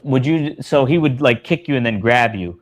What would you have done in the fight to do it differently then? Like, would you just like strike him more or something? Or how? Well, man, you know what? I think I just kept thinking, you know what? Like, first off, he was really fast with that kick. I kept thinking he's not going to get me again with it. I'm going to be expecting it, but he kept getting it, like, you know, and it was doing some damage, but not, you know what I mean? I would probably circle around him more instead of coming straight at him, you know, for starters, so that he couldn't just fucking throw that kick at me. Yeah. And then, Interesting. I was just a kid, man. Just a kid. I had a lot to learn. Okay, I'll close out with this, Rob. So, Rib Shot, this last week, they put on a clip they did a cartoon of you, and I'm sure you saw it because I think you shared it too. But of you talking to Vince about not going overseas for the troops. Yeah. Really great stuff. It's like one of the best stories you told on the podcast, but Rib Shot did even more justice by turning it into a cartoon. So you guys got to check it out. Go check out Rib Shot. We should put like just a quick little trailer of that on to help him out. You know? Yes, I'll insert that after the show. I'll put it in. I'm sure they don't care. I don't think Rib Shot will care if I put it in. No, it would help. You know, if it's just real small. You know, and just what I'll do is I'll cut away from this clip and then I'll put it here. Boom, right here. It's going right now. Rib Shot. All right. There it is. Oh shit! Look at it. Wow.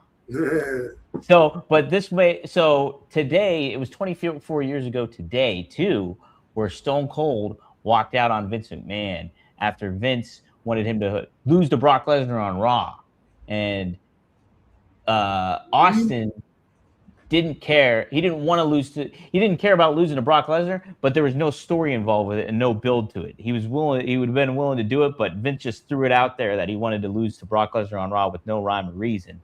And then Vince went and cut a promo in the ring about him and said like, Steve Austin is no longer here. We'll always remember Stone Cold, and but Stone Cold owes everybody an apology backstage and stuff like that. And then Sean Waltman went on X today, and he's like, I don't think anybody really was that upset that Austin did that, like any wrestlers and stuff like that. I was curious. Do you remember that happening at all, Rom, when that went down? No? Okay. I mean, it sounds vaguely familiar. What year was it? 2002-ish? 2002, I think. And Vince, who did he say that to? So here, he said it on Raw. Here, I have the clip here, Rob. We'll play a little bit of it. Let's see if I can cue it up here. To the people? Yep.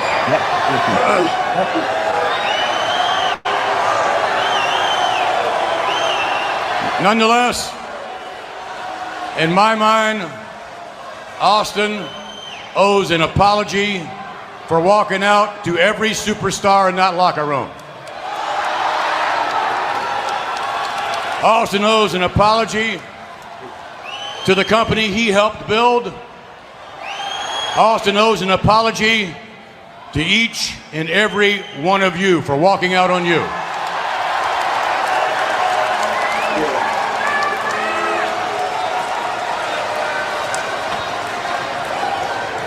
I don't know if Austin's ever gonna come back to action or not. And that's all I got for the clip. But that's that does. That is familiar. Yeah. Mm-hmm. Yeah. And I wasn't mad at him. No, right? Nah. Could you imagine if Vince did that to you though? Like, if you didn't go to the troops, and he would be like, "Rob owes everybody an apology backstage. Yeah. We're not going to the troops." Yeah. But well, I mean, that's different than leaving when you're in that position, and but I mean, everyone would move up, so everyone would be happy, and give them a chance. But yeah, I mean, from the show standpoint, you got your ticket sellers and the guy they've invested everything in, and the story is built around that guy, and then it does affect you when they leave professionally, because then your job goes from working at a Walmart to working at a little convenience store, you know? Yeah. Mm-hmm. I mean, you know, like you've heard the old timers say, back when there was 3 shows a night, that they all were hoping they would be on the same show as Hulk Hogan because, because then all the people were going to be there and they were going to get paid more and shit. So like if Hulk Hogan just walked out and left, then you could see how some people could prospectively be affected in a negative way to where they're like, bro, dude, there goes our fucking cash cow. What happened? You know? Yeah. Well, hypothetically, say if like you're on the TV title run or whatever, and like Paul Heyman out of nowhere is like, hey Rob, I just want you to drop the title to, I'm just trying to think of Pitbull #2 or something. Like, how would you handle that then? Because like, say there's no story involved with it or anything to that effect, and it just wants it to kind of happen. Like Vince obviously thought like Brock's the next big thing, obviously, but just from a hypothetical standpoint, like how would you think you would have reacted to that in that time?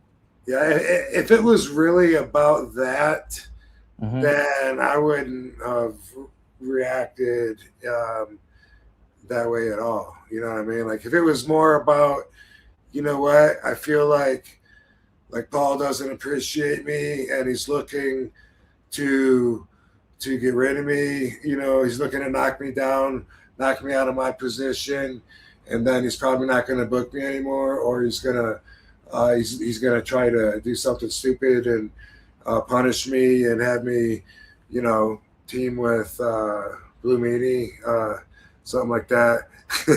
No offense, Meanie. Just joking. Just trying to make an example, fill in whatever. But yeah, I would have felt like that about Meanie at the time. You know, I would have been like, dude, what the fuck? I gotta tell him, I gotta show him, you know, he can't fuck with me that way or something. I could see otherwise if it was really just about that, if it was just about you know, boom, we want to make a change. I don't know, I could see being hurt, I don't know. I can't see doing that. I can't see personally that, you know, in the hypothetical situation you put me in, I cannot see me just leaving, and unless it was about the relationship, you know. If it was just about that particular loss or losing the title that night or that way, no, it wouldn't have affected me that much. Okay, Austin's argument too, I think too, is like, this should be selling out like a big, like in stadium, like a dome stadium, instead of having it on Raw out of nowhere, you know. What is that his call though? No, I guess it would be, right? Yeah, I wouldn't think so. Yeah, so that's the other thought about it too, for sure. Yeah. But that's interesting. It's like, but I thought it was cool because like you kind of stood up for yourself, like against Vince at that point, and then that's kind of Austin's way when he did it too the one time. So yeah, because what it was about for me with that thing, it wasn't just about going or not going on that trip. It became about, you know, whether he thinks I'll stand up to him or he can fucking maneuver me, manipulate me like a fucking puppet or not, you know? Yeah, yeah. When you watched the Rib Shot cartoon, was that Lord Alfred Hayes picture that they put behind Vince? I think so. That sounds right. Yeah. Because somebody was asking that in the comments, I noticed, and I was like, "Was that Lord Alfred Hayes they put behind him?" Yeah. They do some funny shit on there, man. Yeah, we'll definitely share that clip on here. So. He told me there's something that's in every cartoon. I can't remember if it's Lord Alfred Hayes or if there's something else that he finds a way. Oh no, I think it's kids that he went to school with or something. Oh no shit. Okay, that's cool. Yeah. That's cool. I love how he just randomly puts wrestlers in the situations too, like Hardcore Holly's in it and stuff. Yeah, they'll be doing something funny too. I'm just it's chilling. Yeah. So funny. Of course. Yeah. Well, cool. All right, we'll do the raffle. Man, we had a lot of raffle entries. Let me get the cards real quick. I got them right over here. And everyone in the chat room, did I change a whole bunch? Am I stunned? Am I? Yeah, did Rob's whole vibe change? Going off my gourd. Going off the gourd. Is he losing it? Is he laughing his ass off? Bro, they had to end the show. Bro, Rob was so high he couldn't continue. Yeah. All right, I don't know what the cards are, but they're here, everybody. Believe me. Oh, they're right here. By the way, I never collected cards, but the Topps WWE cards, you know, they send them by the box load, and we sign them and send them back. And the ones that I just sent back are definitely my favorite RVD cards so far. Really? Ooh, okay. Well, it's me doing the split up in the Gardens. Can't remember what the name of this Gardens was up in North Hollywood where we did this photo shoot in like 2001 or 2002. It was so long ago, but it's a waste management plant / beautiful gardens. Ooh, nice. It is, and so people in the area know what I'm talking about. The treatment center. But it's where I did the famous split scene on the wooden railings. I think I got. You got the black pants on? I think I got blue jeans on. Yeah. Baggies and even the shirtless. But anyway, I just signed 1,000 of different colored prints of that badass picture. That's awesome. Well, that'll be a sweet card to get. But here's another sweet card. Look at that. That's the die cut one. You'll get with Rob. And then you'll get an RVD IOU with this one. That's the grand prize tonight. Boom. So check that out. That's what's on my 7-Eleven Survivor Series poster. Oh, really? No way. There we go. Yes, sir. So there it is right there. And then the runner-up will get this Luke Harper, Brodie Lee, the late Brodie Lee, his rookie card. Boom. So let's get the wheel up back again. We'll add it to the spin that wheel. And we'll spin the wheel. So first round, this will be for the main prize here. First spin will be for the main prize. I got everybody's entries in here. Thanks, everybody, for doing this. And here we go. Here we go. Who could it be? Oh, it's Ash Vega. Ash Vega, email me, epdangelo@gmail.com. DEANGLO@gmail.com. And hit me up with your information, and I'll send you this. You get this, an RVD IOU, where if you ever meet RVD, he gives you an autograph and a free picture. So there you go. All right. Here's the Luke Harper rookie card. Did you know that Vinny Vega was a cousin to the Travolta character in Pulp Fiction? Well, yeah, Vinny Vega in Pulp Fiction was a cousin. Vic Vega's cousin in Reservoir Dogs. Thank you. I had it before I started talking. Yeah, because I was thinking about get Shorty in there, and then I had to straighten that out in my head. Yeah. Maddie, you win this. So, Maddie, I have your info already, so you get the Luke Harper rookie card. How about that? So congrats to Maddie, and congrats to Ash Vega. Be sure to get a hold of me, Ash. Like I said, Frankie Terrizzo, if you tuned in, be sure to send me your address, dpdangelo@gmail.com. Give me your address. It's all ready to go for you. And Girl Gamer, I got a bike.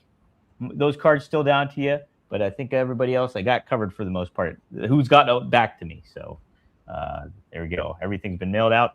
Like doing it. And Rob, I like doing this show. This was fun. So awesome. We had a good one. Yes. All right, yo, another fun week. Another fun week in the books. Thank you all for tuning in. And thank you, Rob. We'll see you next time here on What? One of a Kind with who? Oh, it's with RVD.